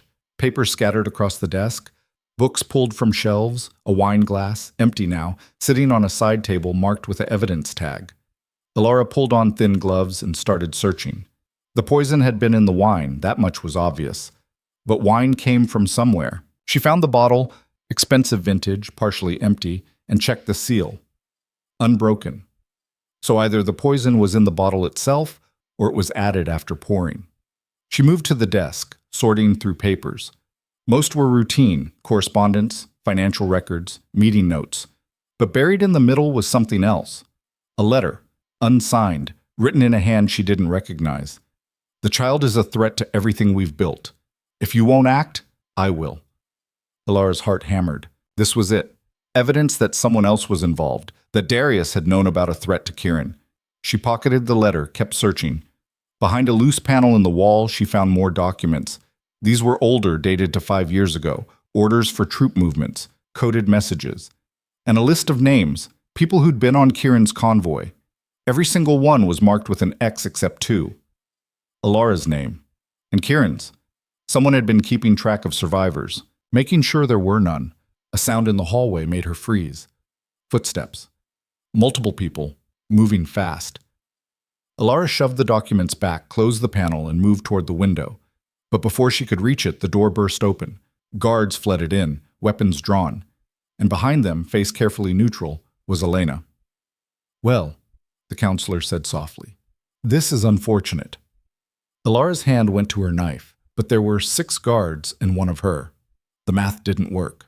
I can explain, she started. I'm sure you can, but I'm afraid it won't matter.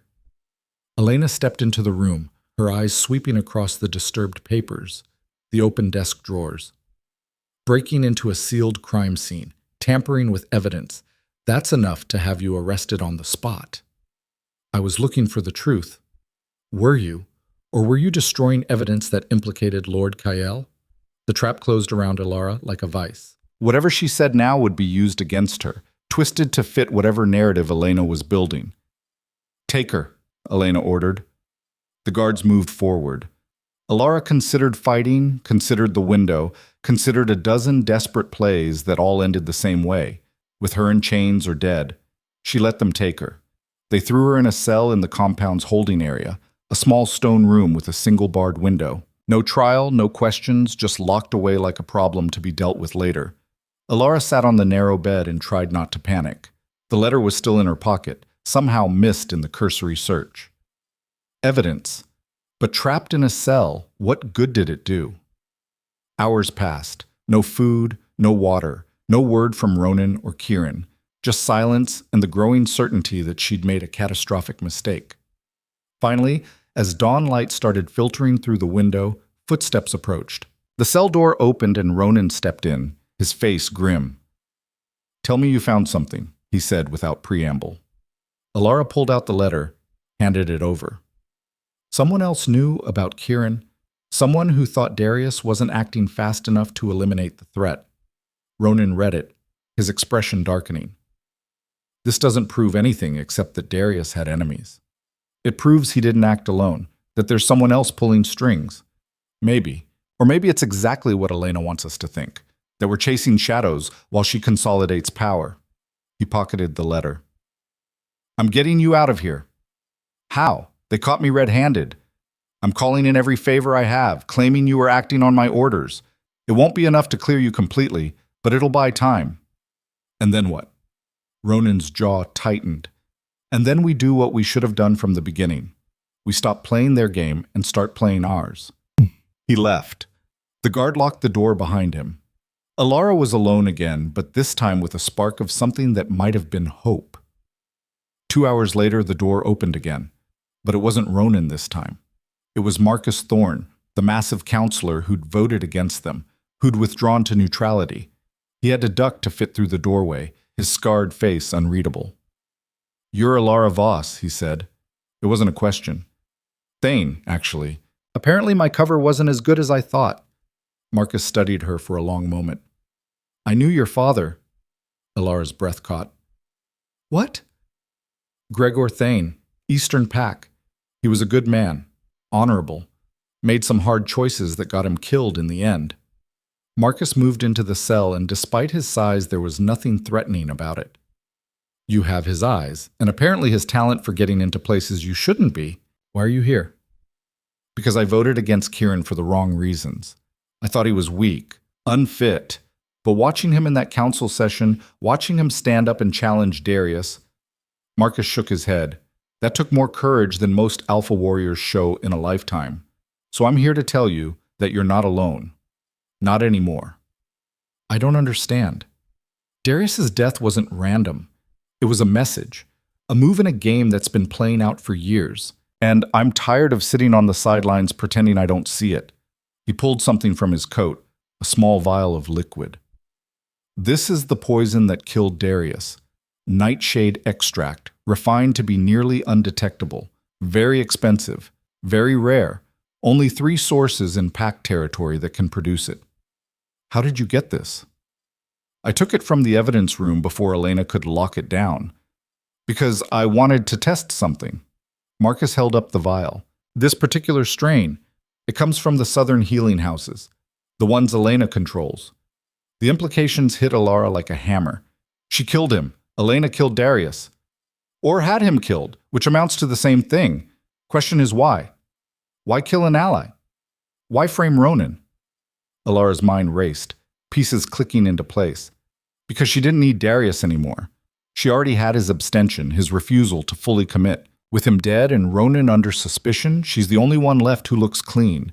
The reasonable voice calling for calm and investigation, while she quietly takes control of everything. "We have to tell Ronan." "Already did. He's calling an emergency council session. Noon today. You'll need to be there." "I'm locked in a cell." Marcus smiled, a brief flash of teeth. "Not for long. Guards change shift in 10 minutes. There'll be a distraction. When you hear it, the back gate will be unlocked. Get to the Great Hall. We'll handle the rest."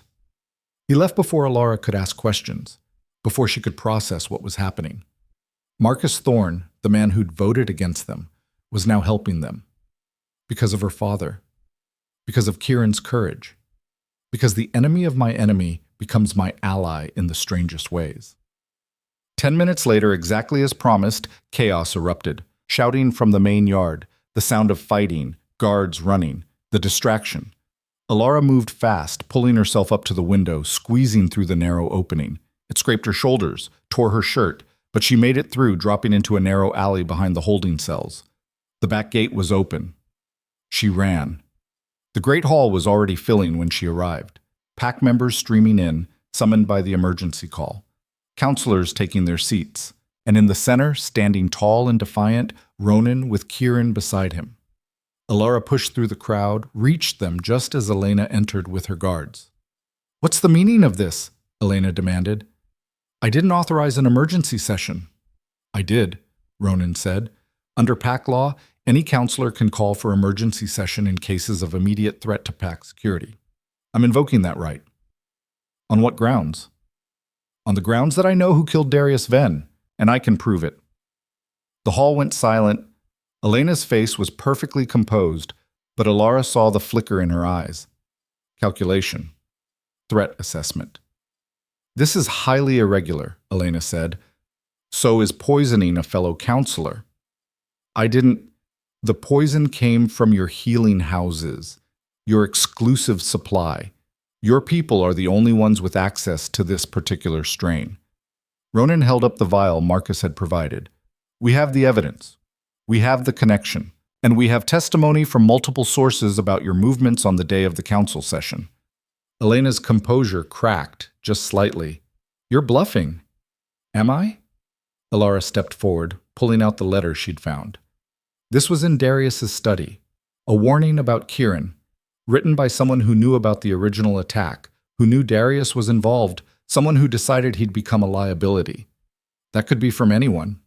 Could be, except the paper it's written on. It's from your personal stock. The watermark matches documents from your estate. It was a lie. Elara had no idea whose paper it was. But Elena didn't know that. And in the second of hesitation, the second where Elena's eyes went to the letter and her face showed recognition, Elara knew they had her. "You killed him," Ronan said quietly. "You killed Darius because he was going to talk, because he was getting nervous about the conspiracy, about the attack on Kieran. So you silenced him and tried to frame me in one move." "You have no proof," Elena said, but her voice was shaking now. "We have enough. And more importantly," Ronan gestured to the assembled crowd, "we have witnesses. People who've been watching, who've seen the pattern, who are ready to testify." One by one, Pack members stood. Not many at first. Then more. Then dozens. People Ronan had been working with. People Marcus had convinced. People who'd simply had enough of the political games and wanted truth. Elena looked around at the rising crowd, at the walls closing in, and her mask finally shattered completely. "You think this changes anything?" she spat. "You think exposing me stops what's already in motion? I was just one piece, Ronan, one player in something much bigger. And now that Kieran's back, now that you've made him visible, you've put a target on his back that I can't remove even if I wanted to." "What are you talking about?" Ronan demanded. "The attack 5 years ago wasn't about succession. It was about bloodline, about power that goes deeper than Pack politics." Elena's laugh was brittle, breaking. "You really don't know, do you? Don't know what your son actually is? What he represents?" Kieran stepped forward, his voice steady despite the fear Elara could see in his eyes. "Tell us." Elena looked at the boy, and for a moment something like pity crossed her face. "Your mother wasn't just any Pack member, Kieran. She was a descendant of the old bloodline, the original founders. And you're the last living heir to power that predates the current Pack structure by centuries. That's why they wanted you dead. That's why they'll keep trying. Because as long as you live, you're a threat to the new order." The revelation hit like a shockwave. Ronan's face went white. Kieran swayed on his feet. Elara grabbed the boy's arm, keeping him upright. "Who's they?" Marcus demanded, stepping forward. "Everyone who benefited from the old bloodline's fall. Everyone who's built power on its grave." "You think I acted alone?" Elena's voice rose. "Darius was one of 12, and now that he's dead, the others will know their plan is compromised. They'll come for the boy, and they won't stop until he's buried permanently." "Then we'll fight them," Ronan said. "You can't fight what you can't see.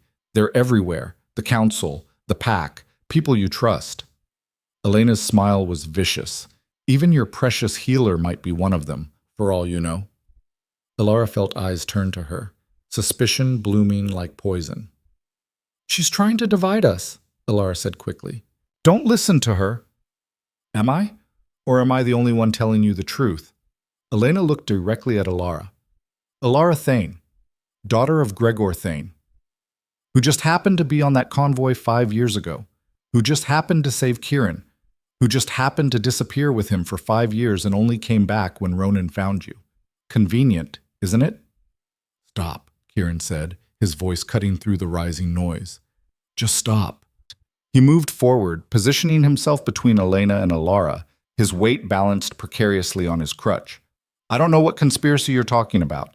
I don't know what my bloodline means, but I know this. Elara saved my life when she could have let me die. She protected me when everyone else thought I was dead. And I trust her more than I trust anyone in this room. The simple declaration cut through Elena's poisonous words like a blade. So whatever game you're playing, Kieran continued, whatever chaos you're trying to create, it won't work. Because we're not dividing, we're not turning on each other, we're standing together. For a moment, no one moved. Then Ronan stepped up beside his son, his hand on Kieran's shoulder. Then Marcus. Then Mara, the old healer. Then others, one by one, forming a wall between Elena and the boy she'd tried to destroy. Elena looked at them, at her plan crumbling, and laughed. You're all fools. This doesn't end here. It never ends. As long as that boy lives, the war continues. Then let it continue, Ronan said. We're ready. Elena's guards moved to arrest her, but she didn't resist. Just stood there, smiling that terrible smile as they led her away. The hall erupted in chaos, voices rising, people demanding explanations, the careful order of pack politics dissolving into something messier and more honest. Elara pulled Kieran aside, her hands shaking. Are you okay? I don't know what I am. His voice was hollow. Old bloodline? Conspiracy? What does any of that even mean? It means you're more important than we realized, and more in danger. Story of my life. Despite everything, Elara almost smiled. Ronan joined them, his face grave. We need to talk. All of us. About what Elena said. About what it means. Later, Elara said firmly. Right now, Kieran needs rest. And I need... She stopped, realizing she didn't know what she needed. 5 years of hiding, weeks of running, days of political maneuvering, and now this. A revelation that changed everything and nothing at once. You need safety, Ronan finished. All of us do. Come on. They left the Great Hall, moving through a compound that felt different now. Less like a prison, more like a battlefield. People watched them pass with new eyes, some with respect, some with fear, some with calculation. The war Elena had warned about hadn't started. It had been going on all along. They were just finally seeing it. Back at the lodge, Ronan sealed every entrance, doubled the guards, and sent messages to his most trusted allies. Marcus arrived within the hour, along with Mara and a handful of others who'd proven themselves. They gathered in the main room, and Ronan spoke the question they were all thinking. How many others are there? How deep does this go? Elena said 12, Marcus replied. Assuming she was telling the truth, that's a significant conspiracy. Why target Kieran specifically? Mara asked. What threat does a child pose to their power? Legitimacy, Elara said quietly. Everyone turned to look at her. If Elena was telling the truth about the bloodline, about Kieran being heir to the old founders, that's not just symbolic. That's a legitimate claim to leadership that supersedes the current power structure.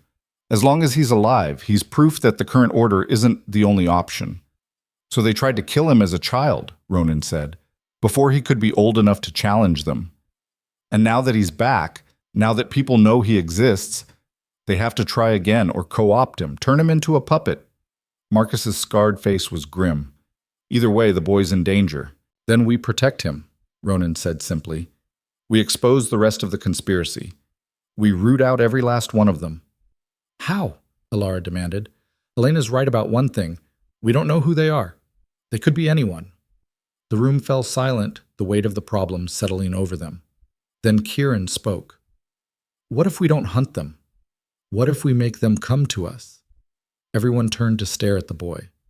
Explain, Ronan said. They want me dead because I'm a threat. So let's make it look like I'm not a threat anymore. Like I'm weak, vulnerable, an easy target. Absolutely not, Elara said immediately. You're not bait. Why not? I've been running for 5 years. I'm tired of running. Let them come, let them try. And when they do, Kieran's eyes were hard. We'll be ready. Ronan looked at his son, and Elara could see the conflict on his face. The father who wanted to protect versus the leader who needed to think strategically. It's too dangerous, he said finally. Everything's dangerous. At least this gives us control. He's right, Marcus said quietly. Flush them out. Force them to act. It's the only way to know who they are. And if something goes wrong, Elara challenged, if they actually succeed in killing him? Then they succeed, Kieran said. But at least we tried. At least we fought instead of just waiting for them to pick us off one by one. The logic was sound. Elara hated it, but it was sound. Ronan's hands clenched into fists. If we do this, if we really do this, then we do it my way. Full protection, controlled environment. At the first sign of real danger, we pull him out. Agreed? Agreed, Kieran said. They spent the next 2 days planning, creating the illusion of vulnerability while building an invisible net around Kieran, spreading rumors that the boy was sick, that his legs were getting worse, that he was being sent to a remote healing house for treatment, making him look like the perfect target. On the 3rd day, they moved him, not to a healing house, but to an abandoned lodge on the edge of pack territory, deliberately choosing a location that looked isolated but was actually surrounded by Ronan's best fighters hidden in the woods. Elara went with him, playing the role of devoted healer. Ronan stayed behind, publicly dealing with the fallout of Elena's arrest, while secretly coordinating the trap. And they waited. The first night passed quietly. So did the second. On the 3rd night, Elara was beginning to think the plan had failed, that the conspirators were too smart to take the bait. Then she heard glass breaking. She was on her feet instantly, knife in hand, moving to Kieran's room. The boy was already awake, his eyes wide in the darkness. "Stay down," she hissed. Footsteps on the floor above. Multiple people, moving with purpose. The trap had worked. They'd come. Elara pressed Kieran down behind the bed, her body a shield between him and the door. The footsteps above grew louder, more confident. They weren't trying to hide anymore. "How many?" Kieran whispered. "Quiet." She counted in her head. At least 4, maybe 5 based on the weight distribution. Armed, definitely. Professional, probably. The question was whether Ronan's people outside had seen them coming or if the attackers had somehow slipped past the net. A board creaked directly overhead. Then silence. They were listening, same as Elara, trying to locate their targets before committing to the descent. Elara's hand tightened on her knife. Not her first choice of weapon against multiple armed opponents, but it's what she had. The other blade was strapped to her ankle. 2 knives against what? Rifles? Crossbows? Her mind raced through scenarios, none of them good. Then she heard it. A whistle. Low, brief. The signal. Ronan's people were in position. The footsteps moved again, heading toward the stairs. Elara shifted, angling herself to see the doorway while keeping Kieran covered. Her muscles coiled, ready. The first figure appeared in the doorway, masked, dark clothing, crossbow raised. Professional, just as she'd thought. Behind him, 3 more, spreading out with tactical precision. "We know you're in here," a man's voice called, cultured, educated, not a hired thug. "Send out the boy and the healer walks free. You have my word." Elara didn't respond. Words were just distraction while they positioned for the kill. "We don't want to hurt you," the voice continued. "This isn't about you. It's about maintaining order. Surely you understand that." Still Elara said nothing, watching the shadows shift, tracking their movements. 2 splitting left, 1 right, the speaker staying in the doorway. Classic pincer formation. They'd done this before. "Last chance," the man said. Then everything happened at once. The windows exploded inward as Ronan's fighters crashed through. The room filled with bodies, weapons, shouting. One of the attackers spun toward the new threat, his crossbow discharging into the ceiling. Another lunged for Kieran's hiding spot. Elara moved. She was on him before he'd taken 3 steps. her knife finding the gap between his ribs and the edge of his body armor. Not a killing blow, she angled for incapacitation, not death. He went down hard, gasping. The speaker turned, saw her, raised his crossbow. Elara grabbed a chair, threw it. The bolt went wide, burying itself in the wall behind her. Then Ronan's people were on him, dragging him down, disarming him. It was over in under 30 seconds. 4 attackers on the floor, 3 dead from Ronan's fighters. 1, the speaker, alive and pinned. The man Elara had stabbed was clutching his side, breathing in shallow gasps, but conscious.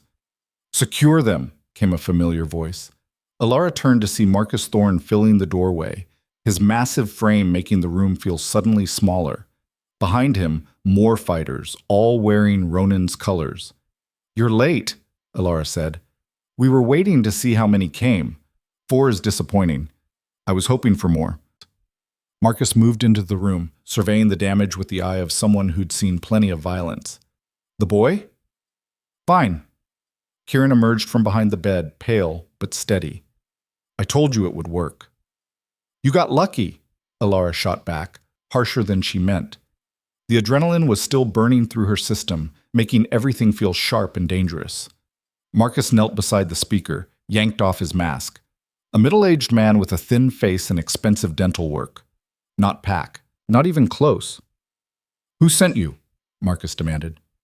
The man smiled, blood on his teeth. "No one you can touch." "We'll see about that."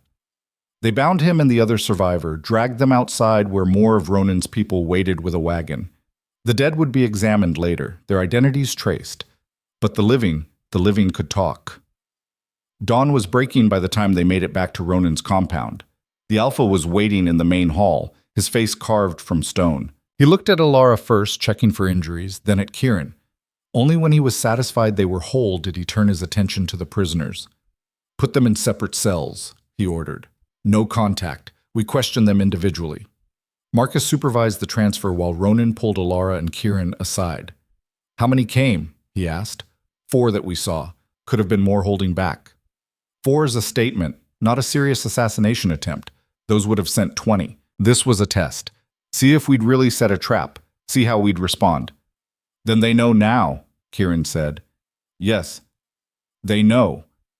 Ronan's expression was grim, which means they'll adjust, change tactics. We won't get another chance like this. "But we have prisoners," Elara pointed out. "People who know who sent them." "Maybe. If they talk. If what they tell us is true, and not misinformation designed to lead us in circles." Ronan scrubbed a hand over his face. "I'm going to question them. You two should rest." "I want to be there," Kieran said. "No. Yes. This is about me. I deserve to hear what they say." Ronan looked like he wanted to argue, but something in his son's expression stopped him. "Fine. But you stay quiet. And if things get ugly, you leave. Understood?" "Understood." They reconvened 2 hours later in a basement interrogation room. The speaker, Marcus had identified him as a mercenary named Coulter with connections to Eastern Pac territories, sat chained to a chair, looking considerably less confident than he had in the lodge. Ronan pulled up a chair, sat down across from him. Casual. Like they were about to discuss the weather. "You're going to tell me who hired you," he said. "Am I?" "Eventually. Question is how much pain you go through first." Coulter laughed. "You think I haven't been tortured before? Do your worst." "I'm not going to torture you. I'm going to offer you a choice." Ronan leaned forward. "Your employer, whoever they are, sent you on a suicide mission. 4 men against an unknown force in unfamiliar territory. They didn't expect you to succeed. They expected you to die and muddy the waters. Make us think the conspiracy was smaller than it is." Something flickered in Coulter's eyes. Recognition. He'd suspected the same thing. "So here's your choice," Ronan continued. "You can stay loyal to people who used you as a distraction, or you can tell me what you know, take payment for your trouble, and walk out of here alive. Your call. And if I talk, what's to stop them from killing me later? Protection, new identity, passage to neutral territories. We can arrange all of it." Coulter was quiet for a long moment, calculating odds. Then, "How much payment?" Enough to live comfortably for a decade. More if the information is good. I want it in writing. Witnessed. Legally binding. Done. Marcus brought in the documents. They'd prepared them in advance, knowing that money talked louder than threats. Coulter read through every line, asked for amendments, negotiated like he was buying property. Elara had to admire the professionalism. Finally, he signed. I want half up front. You get a quarter up front. The rest when we verify your information. Fine. Coulter settled back in his chair. I was hired 3 weeks ago by a broker operating out of the southern settlements. Didn't meet the actual employer. But the job was specific. Wait for word that a boy and healer had been moved to a remote location, then eliminate both targets and make it look like a random attack. Who was the broker? Woman named Senna. Operates out of a tavern called the Blind Eye. She handles contracts for people who don't want to get their hands dirty. Marcus made a note. We know that place. The money came through clean channels, Coulter continued. No way to trace it back. But Senna, she let something slip when she was drunk. Said this was part of a bigger cleanup, that there were multiple contracts out on different targets, all connected to some old bloodline business. Ronan's hands clenched. How many targets? She mentioned 5, didn't give names, just said anyone connected to the old families was being systematically eliminated. Has been for years. I was just the latest contractor. Elara felt cold. 5 targets. Were there others like Kieran? Other survivors of the founder bloodline being hunted down? Who else knows about this? Ronan asked. Just me and my crew. And they're dead, so. Coulter shrugged. Senna would know more. But she's careful, paranoid. You'd need leverage to make her talk. We'll find leverage, Marcus said. They questioned him for another hour, extracting every detail about the contract, the broker, the payment structure. By the end, Elara's head was spinning with information. When they finally let him go, escorted by guards to collect his payment and be transported to neutral territory, Kieran spoke for the first time.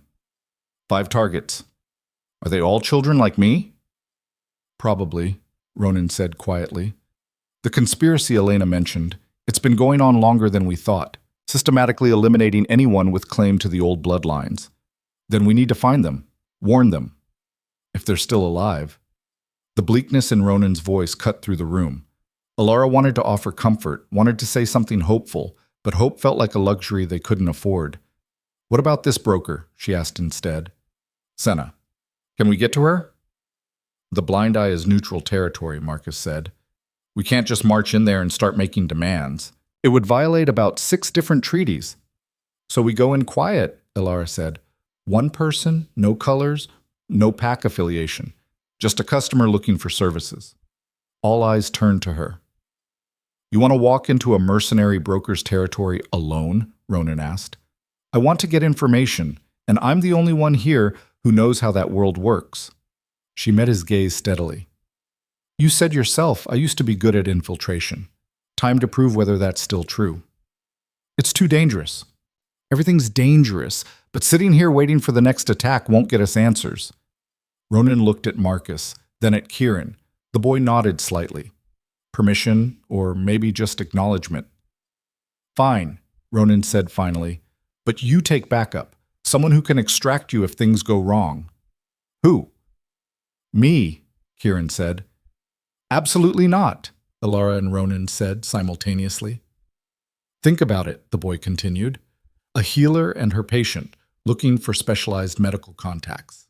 It's a perfect cover, and I'm the only one who doesn't look like a fighter. He had a point. Elara hated that he had a point. Your father will kill me if something happens to you, she said. Probably, but he'll get over it. Ronan looked like he wanted to argue, but the strategy was sound. After a long moment, he nodded. You have 48 hours. After that, I'm sending in an army. 2 days later, Elara and Kieran approached the Blind Eye just after sunset. The tavern sat on the border between pack territories, technically belonging to no one and everyone. The kind of place where questions weren't asked and memories were conveniently short. Inside, it was crowded and loud. Elara kept one hand on Kieran's shoulder, guiding him through the press of bodies to a corner table. He'd left his crutch behind, leaning on her instead, playing up the disabled patient role. Stay close, she murmured. And if I say run, you run. Don't argue. When do I ever argue? Every damn day. A server approached. Young woman, hard eyes, the kind of person who'd seen too much too early. What'll it be?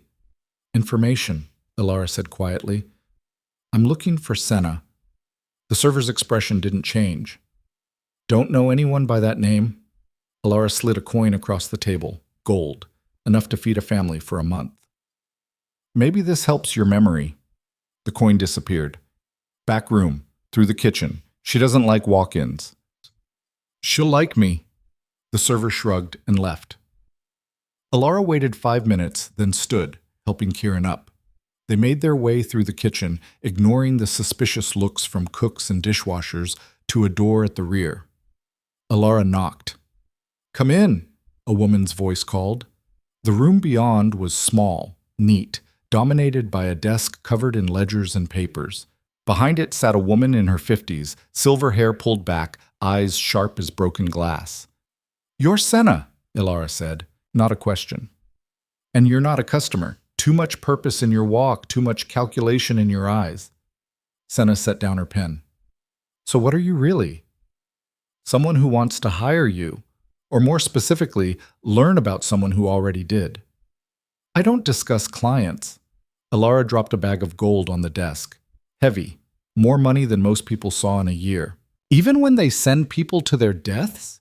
Even when they use you as a cutout to hide their conspiracy? Senna's eyes narrowed. You're talking about the Coulter contract. Among others. He talked. I knew he would. Mercenaries always talk when the price is right. Senna opened the bag, counted the coins with practiced speed. This buys you 10 minutes. Use them wisely. Who hired you to send Coulter after the boy? I don't have a name. The contracts come through intermediaries. Dead drops, coded messages, very professional. But you must have some idea who's behind it. Ideas aren't facts. In my business, you learn the difference fast. Senna leaned back. But if I had to guess, someone with deep pockets and deeper connections. Someone who's been running operations like this for years. The contracts are too clean, too well funded. This isn't some rogue element. This is institutional. The Pack Council? Maybe. Or maybe something that exists parallel to it. A shadow organization that's been pruning the old bloodline systematically. Senna pulled out a ledger, flipped through pages. I've handled 17 contracts in the last 5 years, all targeting specific individuals, all fitting the same profile, descendants of the founder families. Most of the targets are dead now. Kieran's hand tightened on Elara's arm. Most? Elara asked. 2 are still alive that I know of. A woman in the Western Territories, a young man in the North, both in hiding, both running. Senna wrote down 2 names, slid the paper across. I'm giving you this because Coulter was a friend, and whoever used me to set him up crossed a line. I don't do business with people who waste assets. Elara pocketed the paper. If we expose this conspiracy, you'll be implicated. Let me worry about that. I've survived worse than pack politics. Senna's expression hardened. But hear this. Whoever's behind this, they're patient, they're thorough. And they're not going to stop just because you caught one of their contractors. They'll adjust, adapt, come at you from a different angle. Then we'll be ready. Will you? Because from where I'm sitting, you're a healer and a crippled boy going up against something that's been killing people for half a decade without getting caught. Senna's voice wasn't cruel, just matter of fact. I admire the courage, but courage doesn't stop crossbow bolts. Neither does fear, Kieran said quietly. And I'd rather die trying than spend my life running. Senna looked at him for a long moment, really seeing him for the first time. Something shifted in her expression. You're the target, the Kyle boy. Yes? They said you couldn't walk. I can't, not well, anyway. But you came here anyway, into enemy territory, knowing the risk. Knowing the necessity. Senna laughed, sharp and surprised. You've got brass, kid. I'll give you that. She pulled out another paper, wrote quickly. This is a contact. Someone who might know more about the shadow organization. She's not easy to reach, and she doesn't talk cheap. But mention my name, and she might listen. Why help us? Elara asked. Because I'm tired of cleaning up other people's messes. And because, Senna looked at Kieran again, because maybe it's time someone fought back. They left the blind eye with 2 names and a contact, more than Elara had hoped for. As they made their way back through the neutral zone toward pack territory, Kieran spoke. Do you think we can really find them, the other survivors? I think we have to try. And if they don't want to be found, if they'd rather keep hiding, then we give them the choice. But at least they'll know they're not alone. They made it back to Ronan's compound without incident. The Alpha was waiting, his relief visible when he saw them both intact. Tell me it was worth the risk, he said. Elara handed him the papers. 2 more survivors, and a lead on someone who might know about the organization behind all this. Ronan read the names, his expression darkening. I know one of these. The woman, Lyssa Thane. She's your cousin, Elara. The world tilted slightly. What? Your father had a brother, he had a daughter. She would have been maybe 10 years older than you. I didn't know she'd survived the purges. Elara's hand shook as she took the paper back, staring at the name. Family. She had family still alive. Someone who might remember her father, who might carry the same memories of a life before running. We need to find her, she said. Agreed. But carefully. If Senna knows about her, others might too. We can't just blunder in. Over the next week, they planned. Marcus sent scouts to the Western Territories looking for traces of Lyssa Thane. The other name, a man called Finn Carrick, proved harder to track. But slowly, painstakingly, they built a picture. Both survivors were in hiding, just like Kieran had been. Both had been on the run for years. Both were being hunted by the same forces that had tried to eliminate Kieran. On the 8th day, Marcus's scouts returned with news. They'd found Lyssa. She was living in a small settlement, working as a seamstress using a false name. Alive. Unaware that anyone was looking for her. I want to go, Elara said immediately. It's a 3-day journey, Ronan replied, and dangerous. We don't know who's watching her. Then we go prepared. But we go. In the end, 5 of them made the trip. Elara, Ronan, Kieran, Marcus, and 2 of Ronan's best fighters. They traveled light and fast, avoiding main roads, keeping to terrain that favored those who knew the land. The settlement where Lyssa lived was small and unremarkable, the kind of place where people minded their own business and didn't ask questions. Perfect for hiding. They found her shop on the edge of town, a small building with faded paint and curtains in the windows. Elara stood outside for a long moment, her heart hammering. You want me to come in? Kieran asked. No, this I do alone. She pushed through the door. Inside, the shop was neat and orderly, filled with fabric and thread. A woman stood at a work table, her back to the door, pinning a pattern.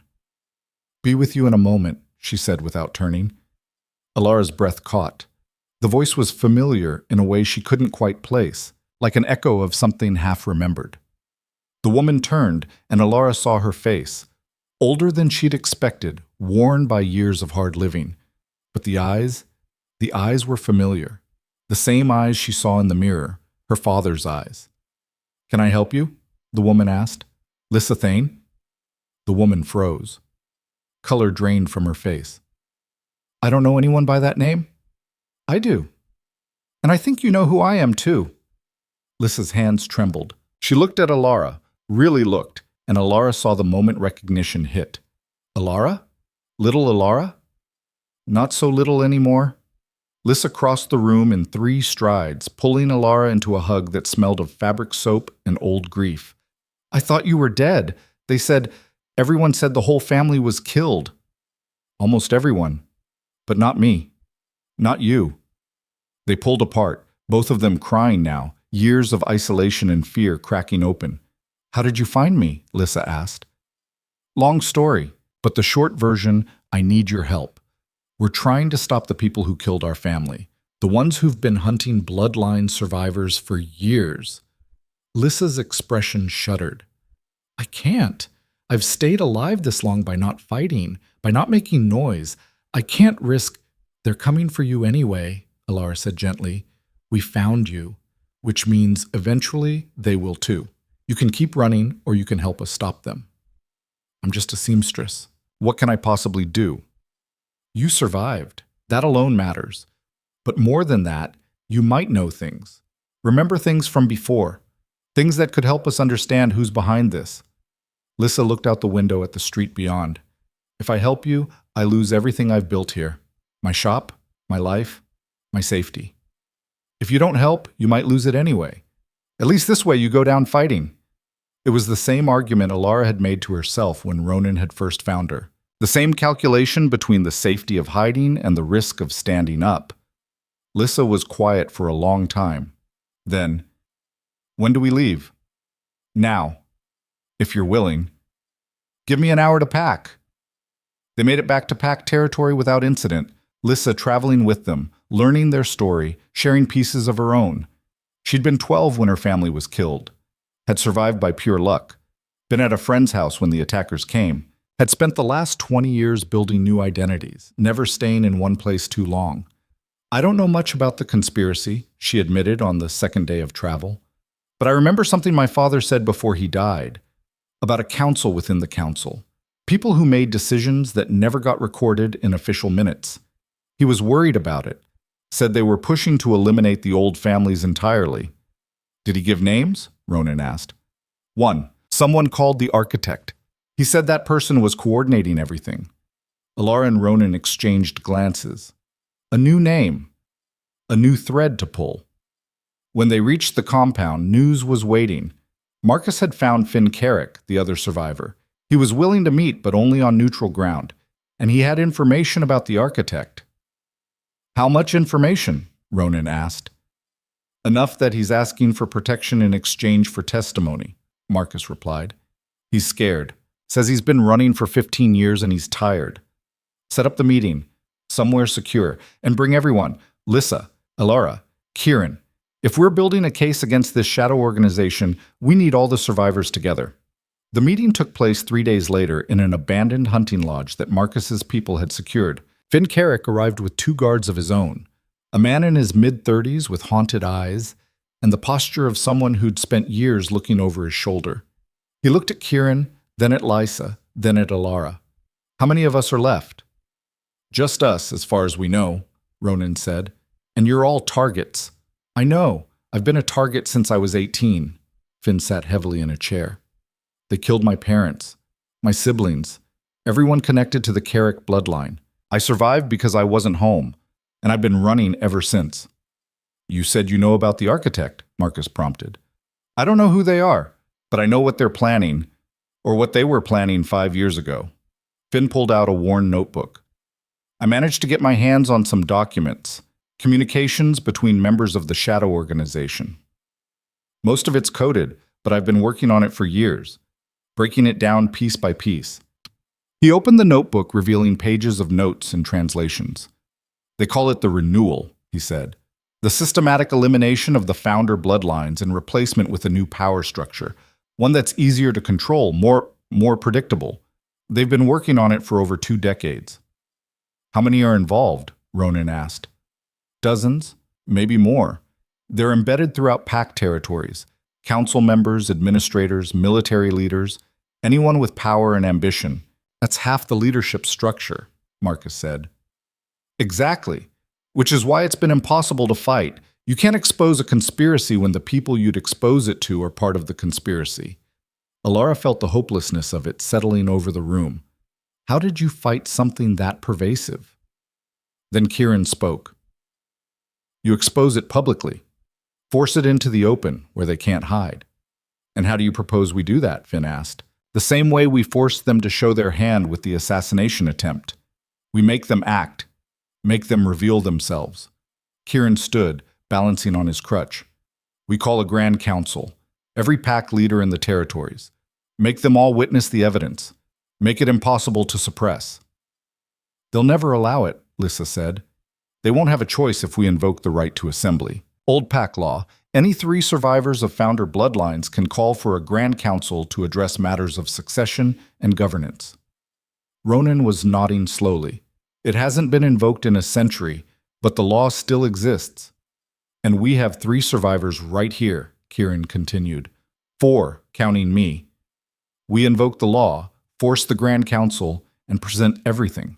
Coulter's testimony, the documents Finn found, the pattern of assassinations. Make it so public, so undeniable, that the conspirators either have to reveal themselves defending against it or watch their plan fall apart. It was audacious, probably insane, but looking at the faces around the table, survivors who'd spent years running, fighters who'd spent years hunting shadows, Elara saw something she hadn't seen before. Hope. It could work, Marcus said slowly, if we prepare right, if we control the narrative. And if the architect tries to stop us? Lyssa asked. Then they expose themselves doing it, Ronan replied. Either way, we win. They spent the next 2 weeks preparing. Finn's documents were authenticated, cross-referenced, expanded. Lyssa provided testimony about her family's murder, about the whispers she'd heard. Other survivors started coming forward, people who'd been too scared to speak before but found courage in numbers. The Grand Council was set for the new moon. Every pack leader was summoned. Refusal to attend would be seen as breaking with tradition, possibly even treason. And slowly, inexorably, the trap closed. The night before the council, Elara found Kieran standing at a window, looking out at the compound. Nervous? She asked. Terrified, but in a good way, I think. Is there a good way to be terrified? The kind where you're scared but doing it anyway, where the fear means you're alive and fighting instead of hiding and dying. He looked at her. Thank you. For everything. For saving me. For staying. For believing this could work. Don't thank me yet. We haven't won. No, but we're close. I can feel it. Elara hoped he was right. The Grand Council convened at dawn. The Great Hall had never been so full. Pack leaders from every territory, counselors, witnesses, observers. The air crackled with tension and anticipation. Ronan stood at the center, Kieran beside him, flanked by Lyssa and Finn, and a dozen other survivors who'd emerged from hiding. This council is called to order, the eldest pack leader announced, by right of blood and ancient law. Let those who have called this assembly speak. Kieran stepped forward. Elara's heart hammered as she watched him, this boy who couldn't walk right, facing down an audience of the most powerful people in pack territories. My name is Kieran Kale, he said, his voice carrying, survivor of the founder bloodline, target of a conspiracy that's been killing my people for 20 years, and I'm here to demand justice. The hall erupted in whispers. Kieran waited for silence, then continued. For 2 decades, someone has been systematically eliminating anyone with claim to the old bloodlines, making it look like accidents, random violence, natural causes. But it wasn't random. It was coordinated, planned, executed by a shadow organization operating within our own leadership. That's a serious accusation, someone called out. It's the truth, and I have proof. Finn stepped forward, holding up the documents. Communications between conspirators, kill orders, payment records, all of it authenticated and verified. One by one, the survivors gave testimony. Lyssa spoke about her family's murder. Others told of narrow escapes, years of running, watching their loved ones die. The evidence piled up, undeniable and damning. Through it all, Elara watched the crowd, watched faces change as the scope of the conspiracy became clear, watched shock turn to anger, turn to determination, and she watched certain people grow very quiet, very still. The ones who knew they'd been exposed. When the last testimony finished, Ronan spoke. This conspiracy exists to prevent anyone from challenging the current power structure, to maintain control by eliminating alternatives. But that ends today, because we're here, we're alive, and we're not hiding anymore. Who do you accuse? A pack leader demanded. Name them. We can't, Kieran said, because we don't know all of them, but they know who they are, and now everyone knows they exist. It was a bold move, forcing the conspirators to either reveal themselves defending against the charges or watch their shadow organization be destroyed by exposure. For a long moment, no one spoke. Then a man stood in the back of the hall, older, distinguished, someone Elara didn't recognize. This is absurd, unfounded paranoia based on circumstantial evidence and the testimony of frightened children. Is it? Marcus challenged, rising. Then explain the pattern. Explain 17 contracts on bloodline survivors. Explain coordinated attacks across territories. Explain how Darius Venn was poisoned with resources only available to council members. Coincidence. Tragedy. But not conspiracy. Prove it, Kieran said. Open investigation. Full transparency. Let's examine every death, every contract, every suspicious event. If there's nothing to hide, that should be easy. The man's face flushed. You have no authority to demand. I have the authority of survival, the authority of truth, and the backing of every person in this room who's tired of living in fear. And slowly, incredibly, people started standing. First Ronan's allies, then neutrals. Then people Elara would have sworn were part of the conspiracy, rising because the tide had turned and they were smart enough to see it. The man in the back looked around, saw his support crumbling, and sat down. The Grand Council voted unanimously to open a formal investigation into the conspiracy, to create a new oversight committee composed of survivors and neutral parties, to implement safeguards against shadow organizations operating within PAC governance. It wasn't total victory. The conspirators weren't all exposed, not yet, but the balance had shifted. Power was changing hands. After the council, as the hall emptied and people filtered out into the compound, Elara found herself standing beside Ronan. We did it, she said, almost not believing it. We started it. The fight's not over. But we're winning. For now. Kieran joined them, exhaustion and triumph warring on his face. What happens next? Now we root out the rest of them, Ronan said. Now we rebuild. Now we make sure this never happens again.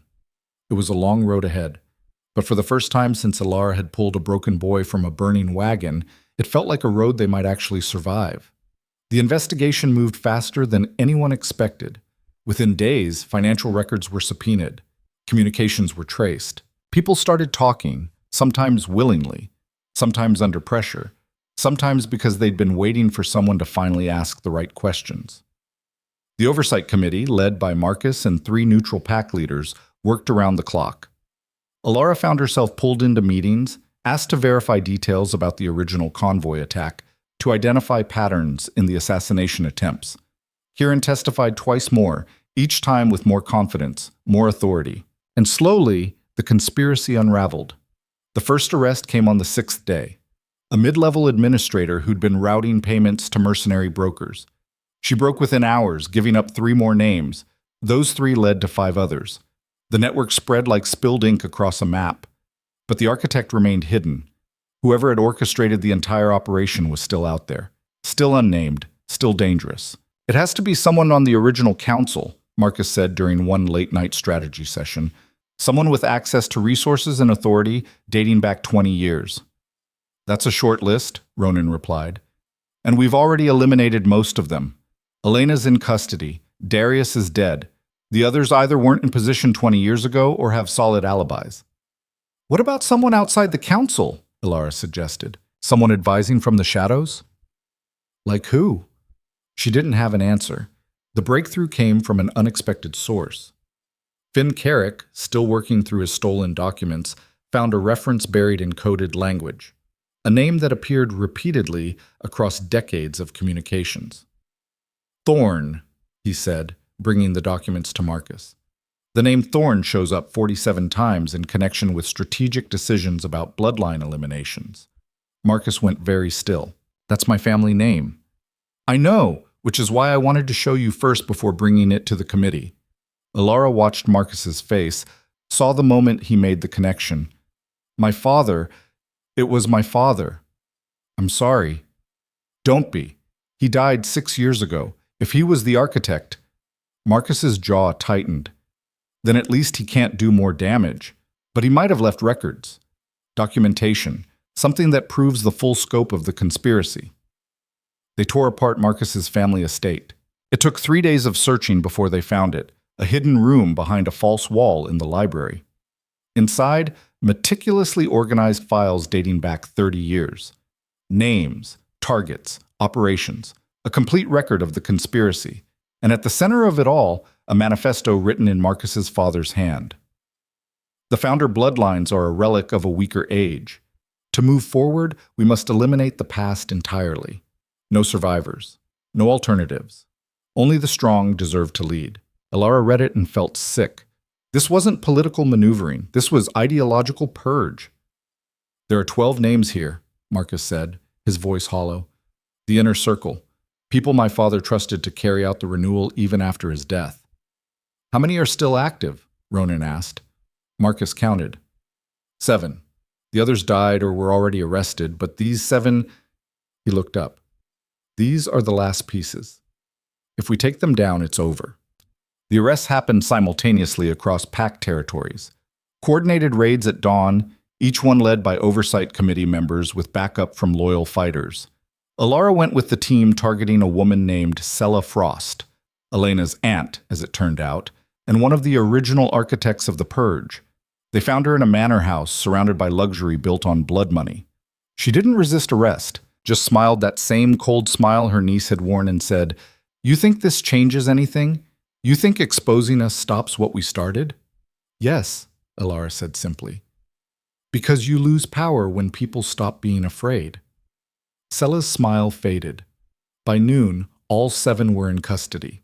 By evening, they were giving testimony, some defiant, some resigned, all confirming what the documents had already proven. The conspiracy had existed, had operated for decades, had killed hundreds, and now it was finished.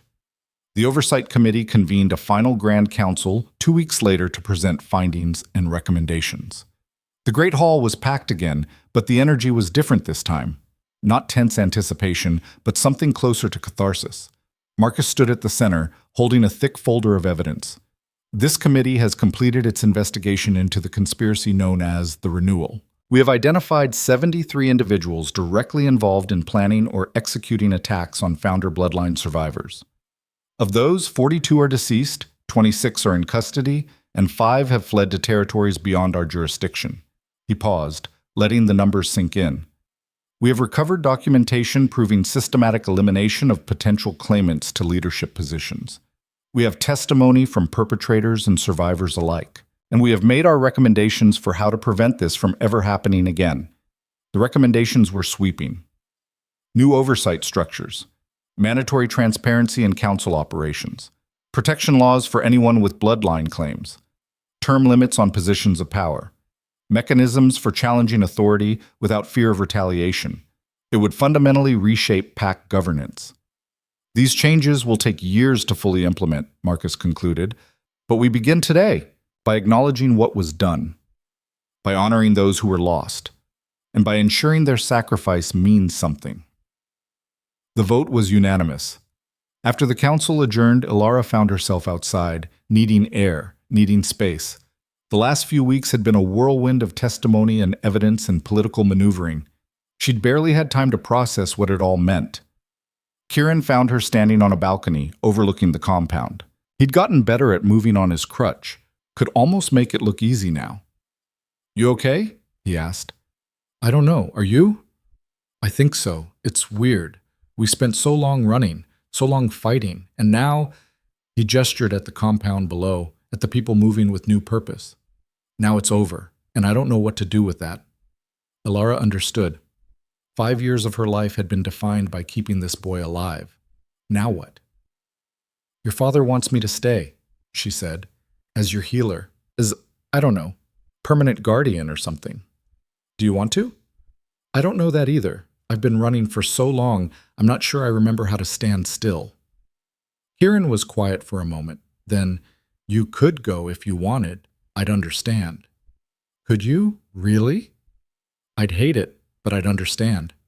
He looked at her. "You've earned the right to choose what comes next, to have a life that isn't just about protecting me." The maturity in his voice made her chest tight. When had he grown up? When had the scared child she'd pulled from a fire become this? "I'm not leaving," she said. "Not yet, anyway. There's still work to do, people to help. And someone needs to make sure you don't get too cocky with all this political power." Kieran smiled. "I'll try to stay humble." "Good luck with that." They stood together in comfortable silence, watching the sun set over the compound. Tomorrow would bring new challenges, but tonight, for the first time in years, they could breathe. The formal recognition ceremony took place a month later. Kieran Kale, acknowledged heir to the Northern Reaches and recognized survivor of the Founder bloodline, stood before the assembled packs and took the oath of succession. Elara watched from the crowd, standing beside Lysa and Finn and the other survivors. They'd become a strange kind of family over the past weeks, people bound by trauma and survival and the stubborn refusal to be erased. Ronan placed a hand on his son's shoulder. "Do you swear to lead with wisdom, to protect the weak, to uphold the laws and traditions of our people?" "I do," Kieran said, his voice steady. "Do you swear to honor the bloodlines that came before, to learn from the past while building the future?" "I do." "Then, by the authority vested in me and witnessed by this assembly, I recognize you as heir. May you lead well and long." The crowd erupted in cheers. Not universal, there were still those who saw Kieran's disability as weakness, who resented the changes being forced on pack governance, but loud enough, sincere enough. After the ceremony, there was a feast. Elara found herself pulled into conversations, people thanking her for saving Kieran, for exposing the conspiracy, for her testimony. It was uncomfortable and overwhelming, and she escaped as soon as she could manage. She found refuge in the healing house Mara ran. The old woman looked up from grinding herbs and smiled. "Too much politics for you? Too much everything?" "I understand. Tea? Please." They sat together, drinking tea that tasted of mint and something sharper. Comfortable silence between two people who understood the value of quiet. "I hear you're staying," Mara said eventually. "For now. We could use you here, in the healing house, if you're interested." Elara looked around at the clean workspace, the organized supplies, the smell of herbs and medicine. A real practice. Not running, not hiding, just healing. "I don't know if I remember how," she admitted. "It's like anything else. You practice until it comes back." Mara refilled her cup. "And you'd be good at it. You've kept a boy alive for 5 years with minimal resources in hostile territory. Imagine what you could do with actual supplies and support." The offer was tempting, more than tempting, a life that was hers, that wasn't defined by someone else's survival. "Can I think about it?" "Take all the time you need." Over the following weeks, Elara split her time between Kieran's official duties and the healing house. She found she liked the work, the straightforward problems of broken bones and fevers, the satisfaction of watching patients improve, the way skills she'd thought she'd lost came flooding back. Kieran noticed the change. "You seem happier." "Maybe I am. It's nice to heal instead of just prevent dying." "You were always healing. You healed me." "That was different." "Was it?" Elara thought about it. Maybe it wasn't. Maybe all of it, the running, the hiding, the fighting, had been a kind of healing, taking something broken and keeping it alive until it could be strong again. 3 months after the Grand Council, Ronan called a small gathering. Just family and close allies. Elara was surprised to be included until she realized that somewhere along the way, she'd become part of this strange family. "I wanted you all here," Ronan said, "because you're the ones who made this possible, who fought when it would have been easier to run, who stood up when it would have been safer to stay silent." He looked at each of them, Kieran, Elara, Marcus, Lyssa, Finn, Mara, and a handful of others. "The conspiracy is broken. The arrests are complete. The reforms are in motion. And for the first time in my leadership, I feel like we're building something that might actually last."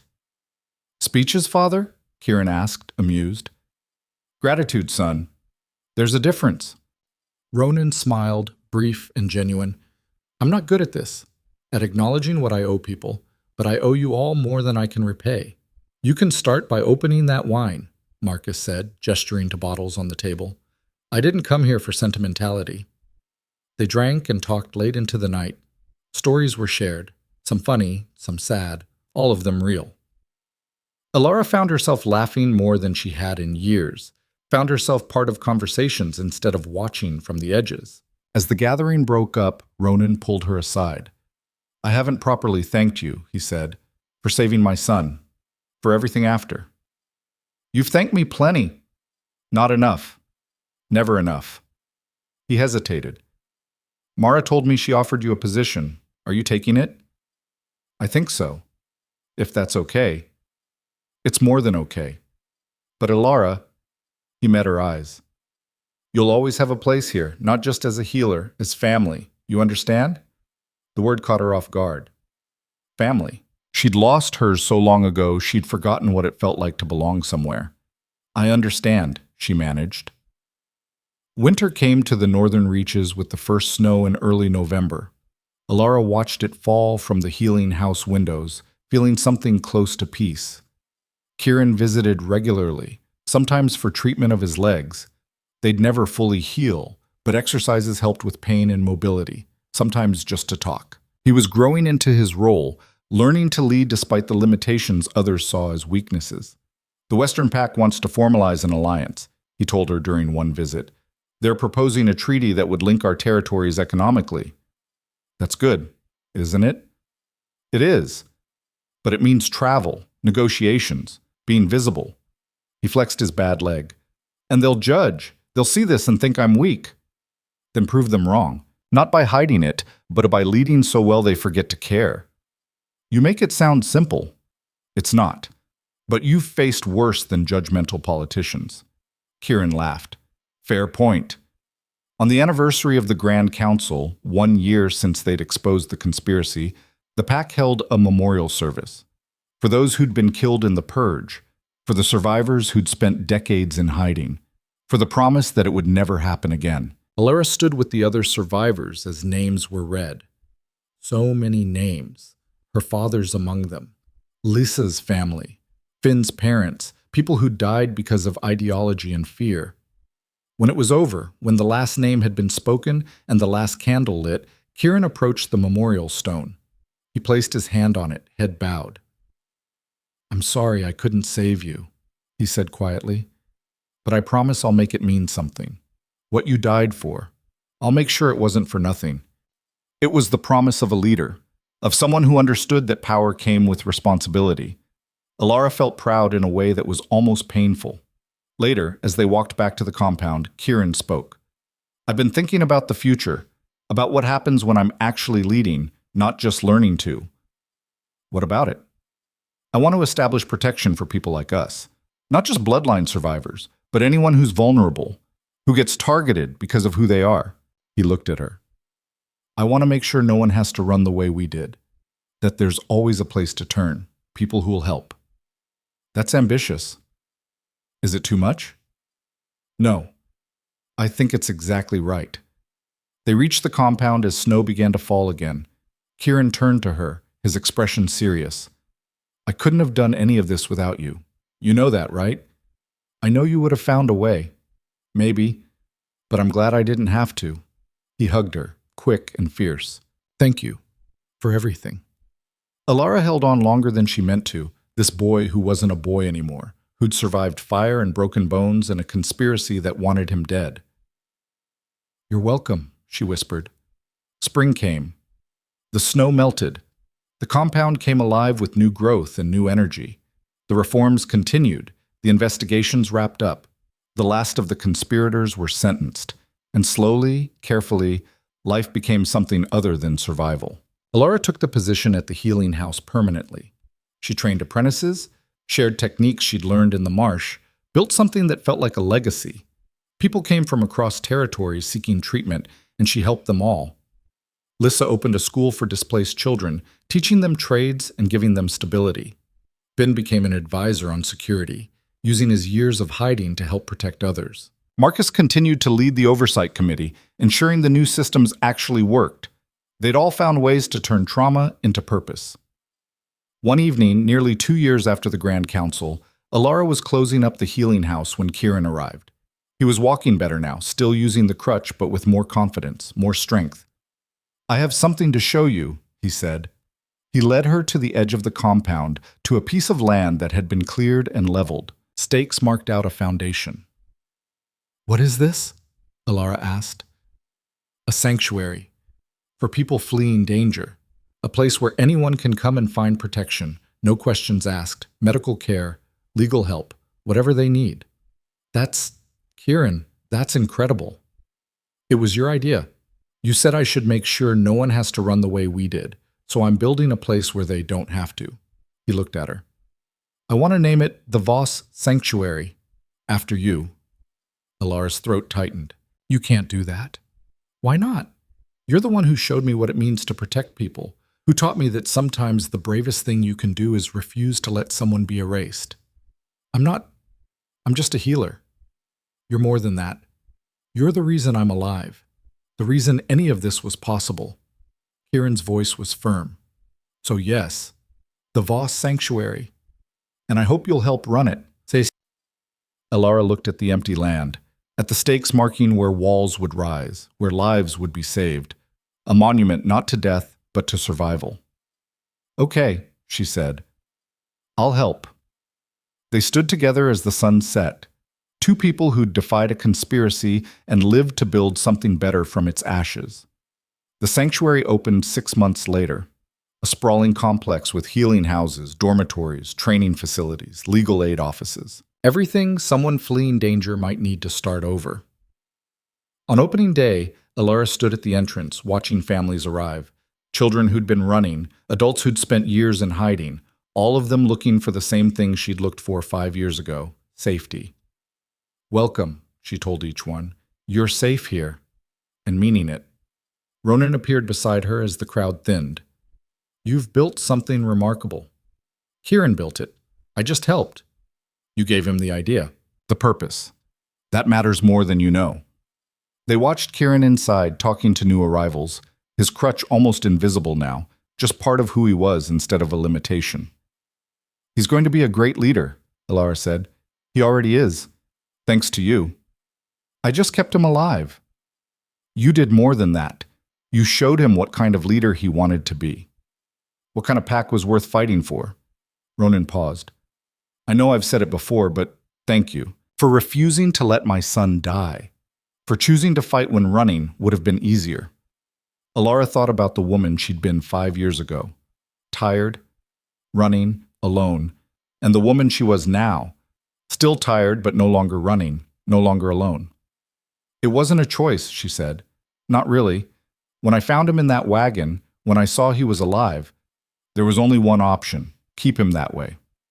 Still, you could have brought him back, could have handed him over and walked away.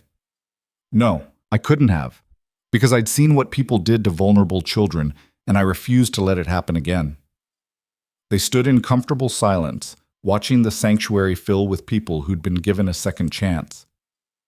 That night, Elara walked through the compound alone, past the healing house where her apprentices worked late, past the council chambers where new laws were being written, past the memorial stone that bore her father's name. She stopped at Kieran's quarters, found him at his desk, surrounded by papers. Shouldn't you be celebrating? She asked. I am. This is celebration for me. He gestured at the documents.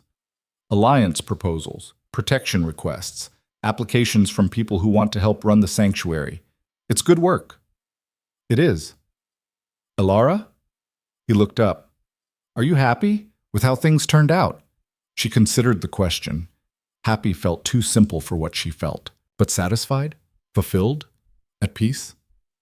Yes, she said. I think I am. Good. You deserve to be. Elara left him to his work, stepped outside into the night. The compound was quiet, peaceful. Stars overhead, the distant sound of voices from the sanctuary, the smell of wood smoke from banked fires. She thought about the girl she'd been at 17, the infiltrator who'd turned healer, the healer who'd become a runner, the runner who'd become a protector, the protector who'd become, what? A builder? A teacher? Family? It was a strange journey, full of pain and fear and choices that still kept her up at night. But standing here, looking at what they'd built from the ruins of a conspiracy, she couldn't regret it. 5 years ago, she'd pulled a broken boy from a burning wagon and chose to run rather than surrender him. It had seemed like the end of her old life, but it had been the beginning of something else, something better. And as she stood there under the stars, Elara Voss, formerly Thane, formerly a dozen other names, smiled. She'd stopped running, and she'd found home. Somewhere in the sanctuary, a child laughed. The sound carried on the wind, bright and unafraid, the sound of someone who'd been given safety and believed it. Elara closed her eyes and listened. This was what they'd fought for, and it was enough.